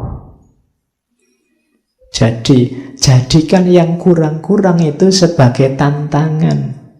Kalau tantangan, kamu tidak mengeluh, tapi harus diselesaikan. Dan kamu tidak akan bisa kembali ke masa lalu, sebagaimana kamu tidak akan bisa tiba-tiba ke masa depan. Zaman tidak mungkin surut atau dipercepat. Maka apa? Kuncinya hari ini. Itu Hamka menasihati itu. Jangan gampang mengeluh, nanti kamu stres terus. Syukuri, nikmati yang baik yang hari ini kamu temui, atasi yang kurang yang hari ini kamu temukan juga. Itulah rumusnya orang hidup. Jangan mudah mengeluh, jangan tidak puas selalu. Itu sumbernya kesumpekan hidupmu, sumbernya kita stres terus-terusan, tidak ada akhirnya. Diganti siapapun pemimpinnya, kalau watak kita seperti ini, ya tidak selesai-selesai. Terus, renungan ketiga. Jangan tertawa melihat orang jatuh, sebab tidak ada kejahatan yang disengaja. Tetapi bersyukurlah kepada Tuhan karena kita sendiri tidak jatuh. Dalam hal jatuh, janganlah terlalu percaya kepada diri sendiri dan kepada datarnya jalan-jalan. Karena menurut laporan dinas lalu lintas, lebih banyak mobil yang jatuh di tempat datar jika dibandingkan dengan yang jatuh di tempat pendakian atau penurunan yang berkelok-kelok.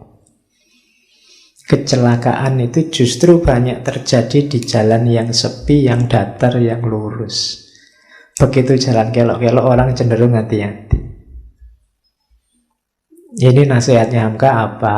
Loh, kamu jangan suka menertawakan orang yang sedang jatuh dengan asumsi hidupku loh Pak lurus terus, saya tidak akan begitu. Loh, hati-hati, banyak orang jatuh itu bukan karena jalannya belok-belok, tapi karena jalannya lurus. Karena lurus orang tidak hati-hati. Ada ditangkap KPK terus kamu ketawain, rasain, makan uangnya rakyat. Loh, jangan-jangan kamu sebenarnya juga terancam oleh itu. Kamu mungkin korupsi dikit-dikit tapi tidak sadar. Kamu merasa tidak jatuh, tapi sebenarnya kamu jatuh. Atau kalau memang kamu tidak jatuh, kamu menertawakan dia, itu tidak berbudi. Katanya Hamka, yang berbudi apa? Bersyukurlah kamu tidak jatuh seperti dia. Terima kasih ya Allah, aku tidak ditaruh dalam situasi posisi yang memungkinkanku korupsi. Karena aku tidak jamin kalau aku di posisi yang sama tidak melakukan hal yang sama. Nah, itu yang dimaksud jalan tadi. Bersyukurlah pada Allah dan berdoalah semoga kamu selalu ditaruh di posisi yang aman untuk tidak jatuh. Doakan temanmu yang jatuh itu jangan ditertawakan, semoga dia segera sadar dan kembali ke jalan yang lurus. Kan harusnya itu. Karena biasanya seperti pernah saya bilang, kalau ada orang jahat masuk penjara, kalau ada koruptor ditangkap KPK, itu kan terus kita merasa sombong, merasa besar, kita tertawakan dia. Menertawakan itu berarti merasa kamu lebih benar dari dia, merasa kamu levelnya lebih bersih dari dia. Dan ini juga penyakit hati. Maka bersyukur saja sama Allah. Wong kebaikanmu hari ini juga atas anugerah, atas pertolongan dari Allah. Tidak ada jaminan kalau kamu di posisinya dia, tidak kayak dia, jangan-jangan lebih parah. Nah, jadi itu nasihatnya Hamka yang ketiga. Ini untuk zaman tahun 60-an, Orde Lama. Saya tidak tahu kalau sekarang masih relevan apa tidak kamu dinasihati kayak gini.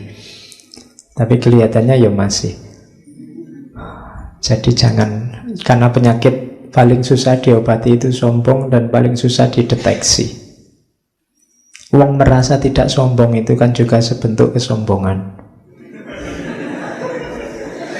Loh ya kan, kayak saya ini Pak, tidak pernah sombong saya itu. Ya, sama aja itu, sombong. Oke, terus renungan yang keempat. Ini penting untuk para guru, para ulama penceramah. Banyak guru agama yang gagal dan mengeluh karena kegagalannya. Pelajaran agama yang diberikannya tidak segera diterima oleh orang banyak. Salah satu sebabnya ialah dia mendahulukan nadhir daripada basyir, mendahulukan ancaman daripada bujukan, rayuan. Dia mendahulukan usron daripada yusron, mendahulukan yang sukar daripada yang mudah. Dia mengusir, bukan mengumpulkan. Kadang-kadang dia hendak membuat agama menurut kehendaknya, bukan menurut kehendak Tuhan. Dan setelah gagal, disalahkannya orang lain. Ini Hamka menyindir kita yang bergerak di dunia agama, yang suka menasehati, mungkin yang suka-suka juga ceramah, yang kemudian mengkritik masyarakatnya. Ini masyarakat gimana, dikasih tahu kebaikan, dikasih tahu kebenaran kok nggak dijalankan. Sudah dimarah-marahi biar lurus kok nggak lurus-lurus. Sudah diceramai tiap hari kok nggak manut-manut. Katanya Hamka, jangan-jangan metode kita yang salah. Jangan-jangan kita lebih suka mengancam daripada merayu. Dan banyak kan sekarang yang isinya teriak-teriak, marah-marah. Hati-hati nanti kamu disate di neraka. Itu kan ngancam. Nah, iya. Kalau kamu kayak gitu, kamu sudah murtad. Begitu kamu murtad, halal darahmu. Itu ngancam. Orang jadi ngeri. Saya ada pengalaman di kampung saya sendiri, ada masyarakat yang aslinya rajin ke masjid terus jadi malas ke masjid. Kenapa? Alah, mesti dimarahi, mesti disindir-sindir. Ya kan? Salah bacaan dimarahi, salah apa dikit disindir. Orang jadi malas ke masjid. Ke masjid buat apa? Nanti di sana juga dimarahi. Jadi enggak, kita mungkin salah metode. Mengutamakan ancaman daripada basyir. Basyir itu kabar gembira. Tenang aja, Allah Maha Pengampun. Salah dikit-dikit ayo diperbaiki, nanti yang lama insya Allah diampuni oleh Allah. Itu kan Allah senang. Tidak apa-apa yang kemarin itu kan karena kita tidak tahu. Bagi yang tidak tahu, Allah mengampuni. Sekarang kita perbaiki. Tidak harus galau, tidak apa-apa. Malah kalau sudah dosa, tobat dari nol lagi, kayak di pom bensin, aman kita. Yang lama-lama sudah hilang. Loh kan itu orang jadi gembira. Daripada tiap hari diancam, disetrika lah, disate lah, beratnya. Atau jangan-jangan kita mendahulukan yang susah-susah. Begitu didahulukan yang susah, orang juga malas. Barang siapa ngajinya ndak fasih, Fatihahmu ndak sah. Kalau Fatihahmu ndak sah, sholatmu batal. Waladhdallin, wis. Kalau membaca huruf dot itu susah bang desa. Iya kan? Ngalaihim itu gimana? Alaihim di dalam sini namanya. Susah wis, ilate wong Jawa disuruh gitu. Susah duluan, orang lari. Kita dulu kan yang usron, bukan yang yusron. Kok gitu terus kita ngeluh. Besok tidak ada yang ke masjid, kita marah-marah. Gimana masyarakat ini? Jangan-jangan metode kita yang salah. Kita bikin orang lari terus. Jadi kita membuat orang terusir. Yang ngusir ya kita sendiri. Tidak membuat orang berkumpul, tidak menarik. Para wali zaman dulu coba dilihat. Untuk menarik orang ke masjid, dikasih kentongan, dikasih tambur besar itu. Dulu kan itu orang, ini ada apa toh kok? Jangan-jangan ada pertunjukan musik nih. Itu kan ada kayak kentongan dipanggil datang itu. Oh enggak, di sini mau sholat. Kalau mau sholat itu kan membuat orang datang berkumpul. Sunan Kalijogo bikin wayangan itu kan. Hari ini wayangannya diharamkan. Loh, itu dulu membuat orang kumpul. Setelah orang kumpul, ajaran dimasukkan. Dan itu pelan-pelan. Orang kemudian jadi baik. Digarap dari akhlaknya, terus tauhidnya, pelan-pelan baru fikihnya. Jadi itu renungan yang keempat untuk para penceramah agama. Ayo diperhatikan, tugas kita menarik orang. Dakwah itu kan manggil. Da'ayat'u itu manggil. Jangan malah bikin orang lari. Kita harus bikin orang datang. Kemaslah semenarik mungkin. Jangan bikin orang ketakutan. Wong sekarang dengar takbir aja kan kita lari. Lagi asik-asik gini coba dengar Allahu Akbar, kamu bubar mesti. Iya. Jadi bayanganmu mesti kerusuhan nih mesti. Iya. Jadi ayo kita beragama yang membuat orang mendekat, bukan membuat orang lari. Oke, itu nasihat Buya Hamka. Selanjutnya, terus nasihat kelima. Ini untuk intelektual, ilmuwan. Buya Hamka ngambil satu cerita tentang Imam Malik. Pernah ada orang bertanya pada Imam Malik, imam mazhab yang sangat terkenal, 20 masalah yang butuh penyelesaian secara ijtihad.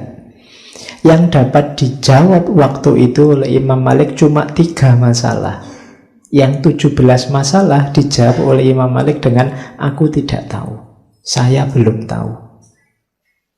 Meskipun demikian, tetap orang menghargai, menghormati Imam Malik dan tetap dipandang sebagai mujtahid. Jadi, di antara integritas seorang ulama, seorang ilmuwan itu kejujuran. Meskipun mujtahid, meskipun ulama besar, meskipun qadhi. Kalau zaman dulu bahkan ada namanya qadil qudot, qadhinya para qadhi, pemimpinnya para qadhi. Itu ya kalau tidak tahu bilang tidak tahu. Jangan ngarang. Jangan mentang-mentang wah aku ahli agama ya. Kalau ditanya agama tidak bisa jawab, gengsi nanti derajatku runtuh, statusku jangan-jangan dicopot sama masyarakat. Tidak usah khawatir. Kalau kamu tidak bisa jawab, bilang tidak tahu. Saya tidak tahu, saya belum tahu. Nanti mungkin saya cari-cari, saya baca-baca lagi. Itu masyarakat tidak akan hilang penghormatannya pada dirimu. Justru kamu semakin mulia karena orang tahu bahwa kamu jujur. Itu pelajaran buat kita. Kalau tidak tahu, bilang aja tidak tahu. Kamu tidak akan kehilangan integritas keilmuanmu dengan itu. Jadi tidak harus, wah saya mahasiswa filsafat, tapi kalau ditanya filsafat tidak ngerti, gengsi, no, dikarang aja lah. Toh filsafatnya sudah mati semua, filosofnya misalnya. Nah, hanya tidak boleh gitu. Bahkan para ulama zaman dulu itu sangat tawadhu, ngomong apa saja kan selalu diakhiri wallahu alam bisawab. Wallahu alam bisawab itu dia mau bilang bahwa Allah yang tahu yang paling benar, dan ini hanya sekedar sejauh yang saya tahu, cuma sekedar ini. Mungkin ada yang lebih benar, bisa saja. Nah, itu pelajaran dari Imam Malik yang dikutip oleh Hamka. Jadi besok kalau kamu jadi ilmuwan, ndak apa-apa, jujurlah kalau ndak tahu. Jangan merasa, mungkin nanti di antara kalian ada yang ulama, terus ulama itu kan selalu ditanya apa-apa sama masyarakat, tidak akan menjatuhkan martabatmu kalau kamu bilang saya belum tahu. Jangan memaksa jawab hal-hal yang kamu tidak tahu. Kalau kamu sesat sendirian tidak apa-apa, tapi ketika kamu semacam ini, kamu tidak cuma sesat, tapi menyesatkan orang. Karena kamu diikuti oleh masyarakat.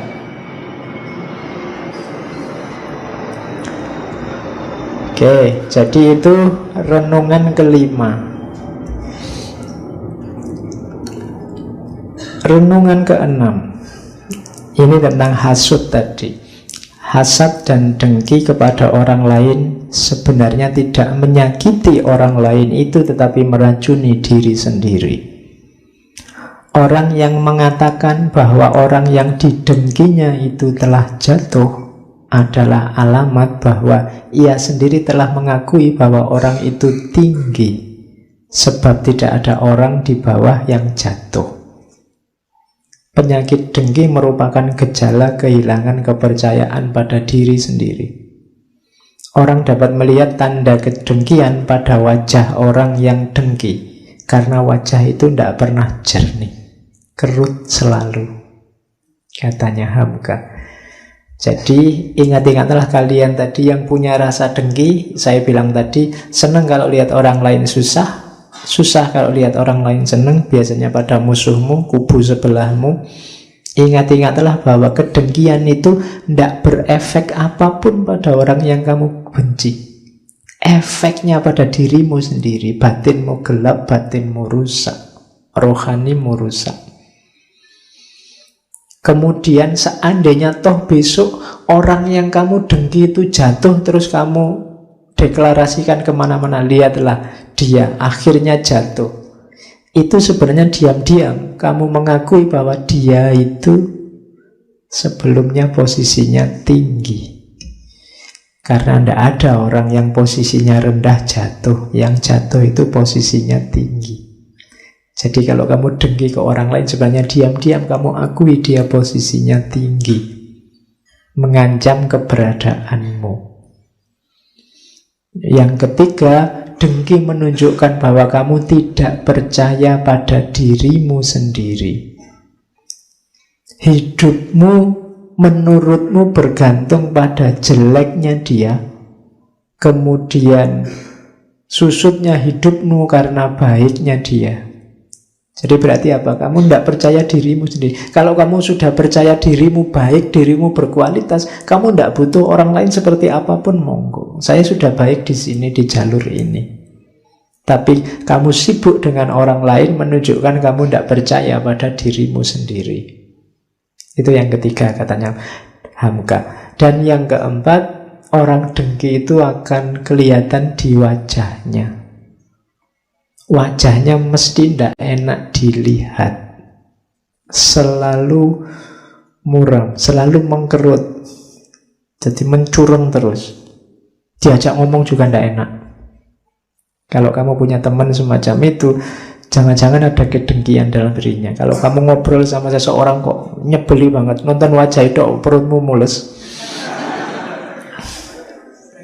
gini ya orang ini, itu mungkin jangan-jangan ada kedengkian. Katanya Hamka, wajahnya kerut selalu, ndak senyum, susah sekali senyum pada siapapun. Oh itu biasanya ya dalam hatinya ada kedengkian-kedengkian. Padahal Ajarannya Rasulullah kan umat Islam itu disunahkan senyum, kemana-mana senyum, pada siapapun senyum. Rasulullah itu punya ciri basam. Basam itu selalu tersenyum.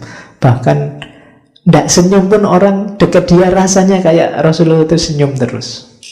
Jadi orang rasanya nyaman dibandingkan orang yang masem terus wajahnya. Diajak berguru yang lain ketawa dia merengut. Ya, itu kan tidak enak. Kalau punya teman tidak fleksibel, tidak luas. Itu katanya Hamka, cirinya orang di hatinya banyak hasutnya. Tidak senang lihat orang lain senang, dan senang lihat orang lain susah. Terus yang ketujuh, kalau ini tentang cinta. Pernah kulihat seorang pemuda membonceng gadis pujaannya dengan sepeda di jalan yang mendaki. Keringatnya bercucuran, telah mengalir di dahinya, namun dia senyum juga dan dikayuhnya juga. Melihat itu, berkatalah aku dalam hatiku, kalau hati telah jatuh cinta, yang berat rasanya jadi ringan. Pendakian dirasa tanah datar saja. Kepayahan dijadikan satu bingkisan kasih kepada si jantung hati. Itu kan wajarlah bila ada orang-orang ahli tasawuf yang jatuh pingsan seketika mendengar nama kekasihnya disebut orang Allah. Jadi orang selevel Hamka melihat fenomena orang jatuh cinta, ketemunya Allah. Kalau kamu kan enggak. Iya. Ya, kalau kamu ada mungkin kamu sibuk, wah, dipoto dari jauh terus diupload. Kalau Hamka, saya bilang tadi sekeliling kita itu kan pelajaran. Jadi dari orang yang sedang berkasih-kasihan, sedang menjalin cinta, di pikirannya muncul, oh berarti ahli tasawuf itu yang sampai segitunya berhadapan dengan Allah masuk akal. Bahkan disebut namanya Allah saja, wajilat kulubum. Wajilat kulubum itu kayak kamu jatuh cinta sama siapa, terus ada orang menyebut nama kekasihmu, itu kan hatimu bergetar. Ya kayak kamu naksir siapa, terus ada orang nyebut-nyebut nama kekasihmu, kan kamu bergetar. Jangan-jangan ada yang lain nih, gitu. Nah, para sufi juga begitu. Begitu disebut nama Allah, hatinya bergetar. Ini kekasihku yang disebut. Dan kamu kalau sama kekasih kan ingin ketemu terus. Bagaimana para sufi? Momen Isra Mi'raj itu sebenarnya juga momen pertemuan dua kekasih yang saling mencintai. Allah sangat mencintai Rasulullah, dan Rasulullah pasti sangat mencintai Allah. Dari momen Isra Mi'raj itu bisa kamu jadikan ini momen cinta. Tidak harus Valentine Day. Jadi ini pertemuan dua kekasih. Dan jangan lupa pertemuan dua kekasih ini membawa kekasihnya yang lain, yaitu umatnya.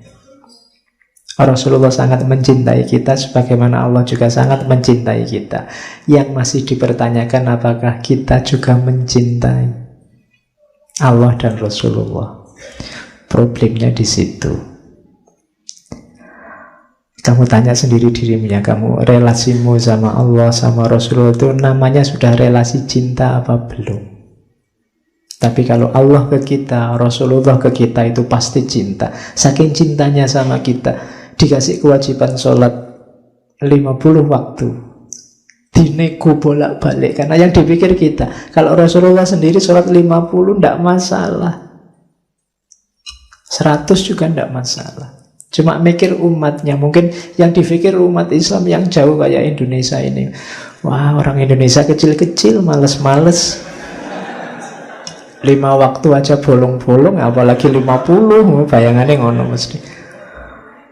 Oke, terus nomor 8. Jika enggak, kalau ini tidak boleh tersinggung, ada kalimat yang mungkin menyinggung.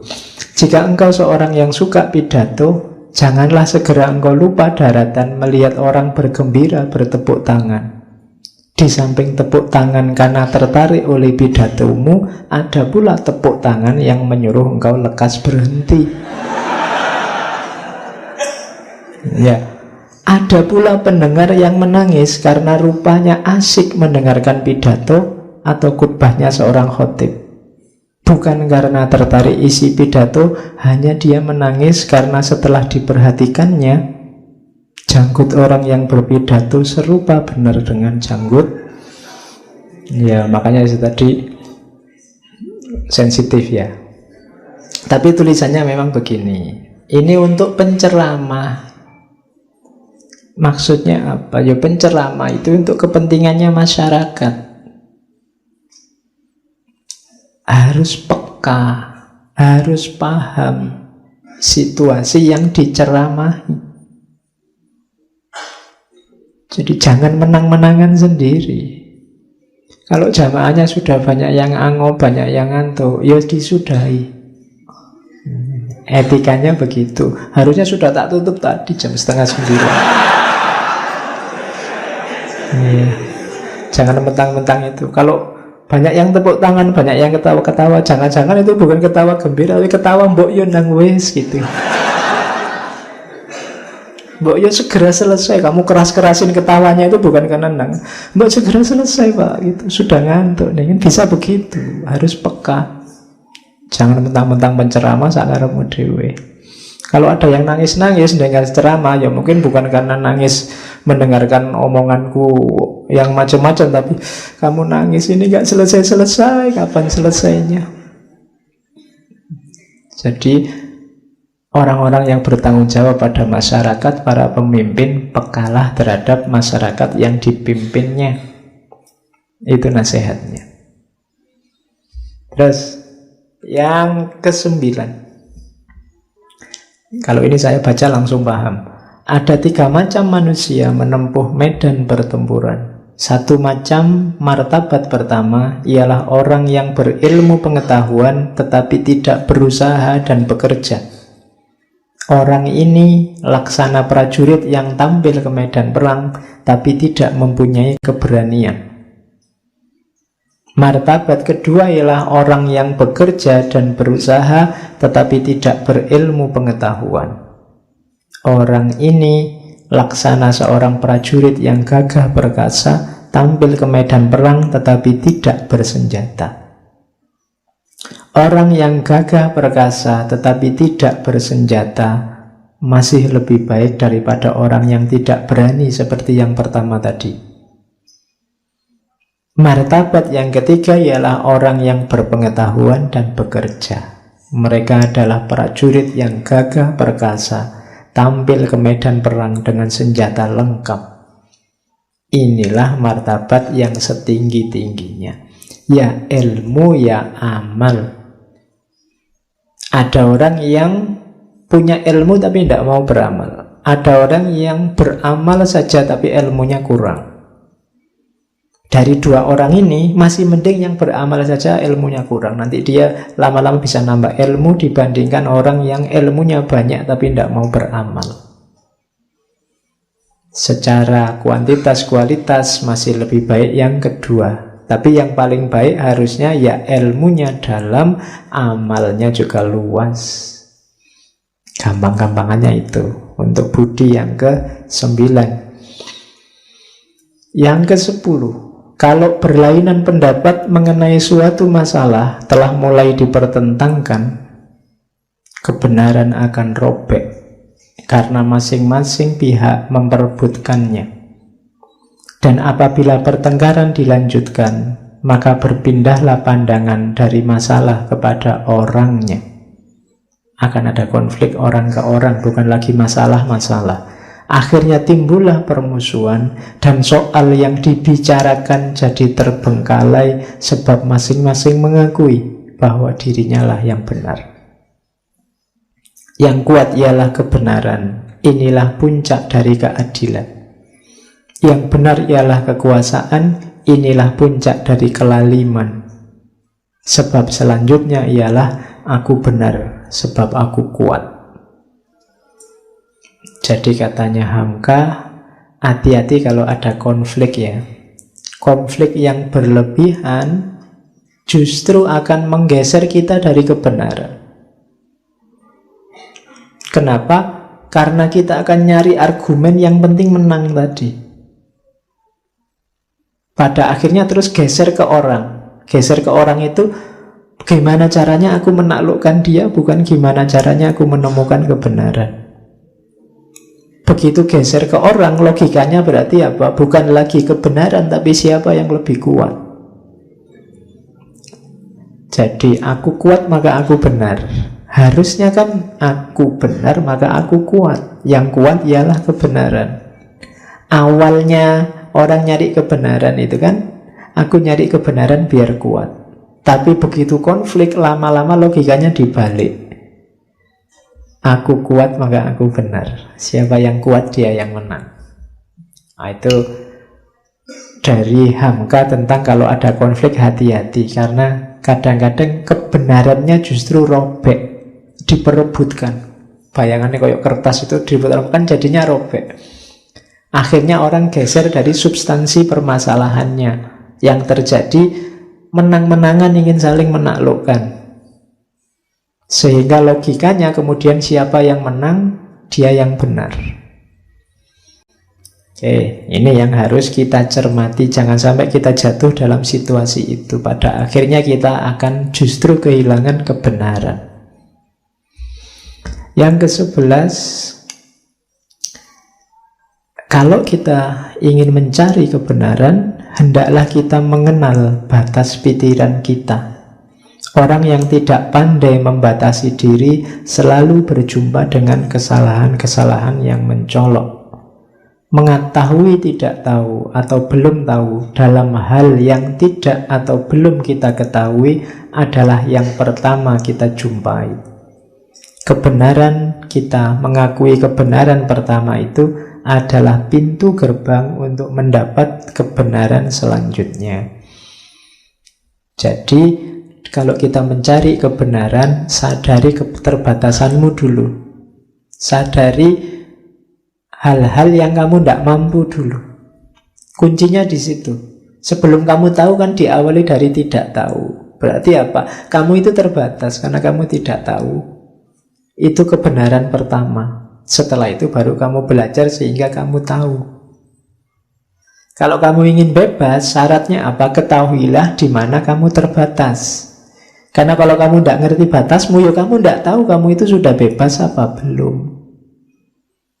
Untuk bisa bebas kan kamu harus tahu batas-batasmu selama ini apa. Terus kamu meluaskan batasmu sehingga kamu bebas. Tapi kalau kamu tidak ngerti batasmu, ya kamu tidak bisa bebas. Nah, itu nasihat selanjutnya dari Hamka. Ada nasihat lagi. Ini untuk yang kritis-kritis, yang pinter-pinter. Orang Islam di zaman modern selalu menganjurkan ijtihad.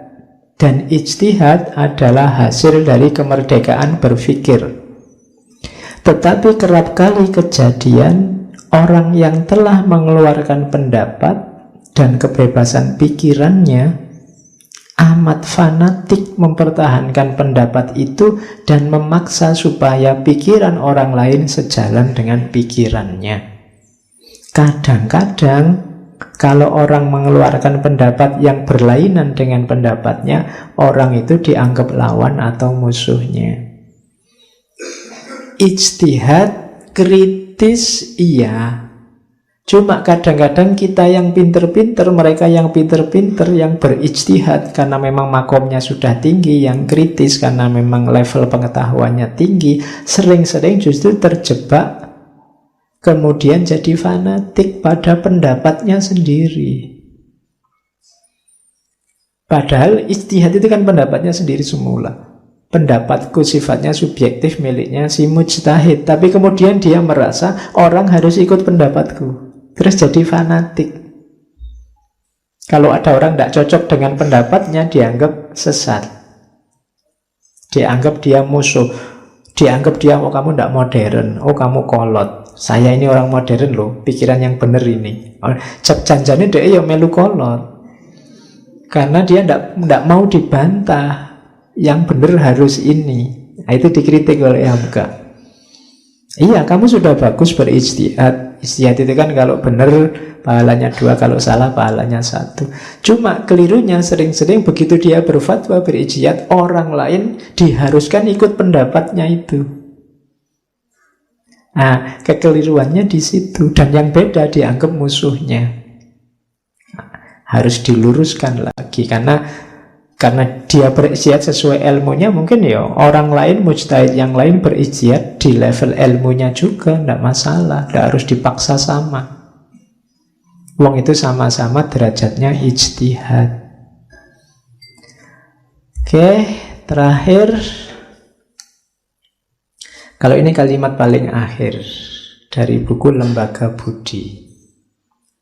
Dalam menempuh perjalanan hidup, janganlah mencoba saja jangan, menjaga jarak dari Tuhan, menjauh dari Tuhan. Sebab kendali yang sebenarnya terpegang di tangannya. Karena pasti Allah yang ngatur segalanya. Betapapun kita memegang kemudi bahtera menuju pelabuhan yang dicita-citakan, namun yang menentukan arah angin ialah Dia. Memegang kemudi itu, kita punya alat namanya pikiran, kita punya fasilitas-fasilitas di dunia ini, itu kayak memegang kemudi, tapi jangan lupa yang menguasai arah angin adalah Allah. Sebelum sampai ke tempat perhentian, jangan lekas puas dan gembira jika nasib selamat, tetapi bersyukurlah. Kayak kita ini kan belum sampai final, jangan puas dulu, jangan gembira dulu. Perjalanan masih panjang, tapi kita syukuri saja tahap demi tahap kehidupan kita. Alhamdulillah kita masih diberi kesempatan untuk sadar, diberi kesempatan untuk nambah ilmu, bersyukur terus. Dan jika angin ribut mengguncang bahtera sehingga seakan-akan tiang akan patah, janganlah terguncang jiwamu. Sebab sesudah angin ribut itu, alam akan terang kembali. Sebab itu hendaklah sabar. Ada kesulitan, ada masalah, sabarlah. Masalah pasti akan berlalu. Kalau tidak, tunggu saja, pada saatnya pasti berlalu. Kalau enggak, Pak, percaya saja pada Allah. Terus imbangkan pelajaran hidup antara syukur dan sabar. Jadi hidup kita ini rangkaian dari syukur, sabar. Formulanya bisa kadang-kadang syukur, sabar. Atau kadang-kadang sabar, terus syukur. Pokoknya antara rangkaian syukur dan sabar. Ada yang tidak enak, sabar. Ada yang enak, bersyukur. Tidak enak, sabar, enak, bersyukur. Jadi dari syukur ke sabar, dari sabar ke syukur, begitu terus. Dan tidak usah galau dengan perhitungan terakhir, perhitungan laba dan rugi bukan di tengah pelayaran, tetapi di tempat perhentian terakhir. Kalau kita istiqomah dengan syukur dan sabar kita, insya Allah husnul khotimah.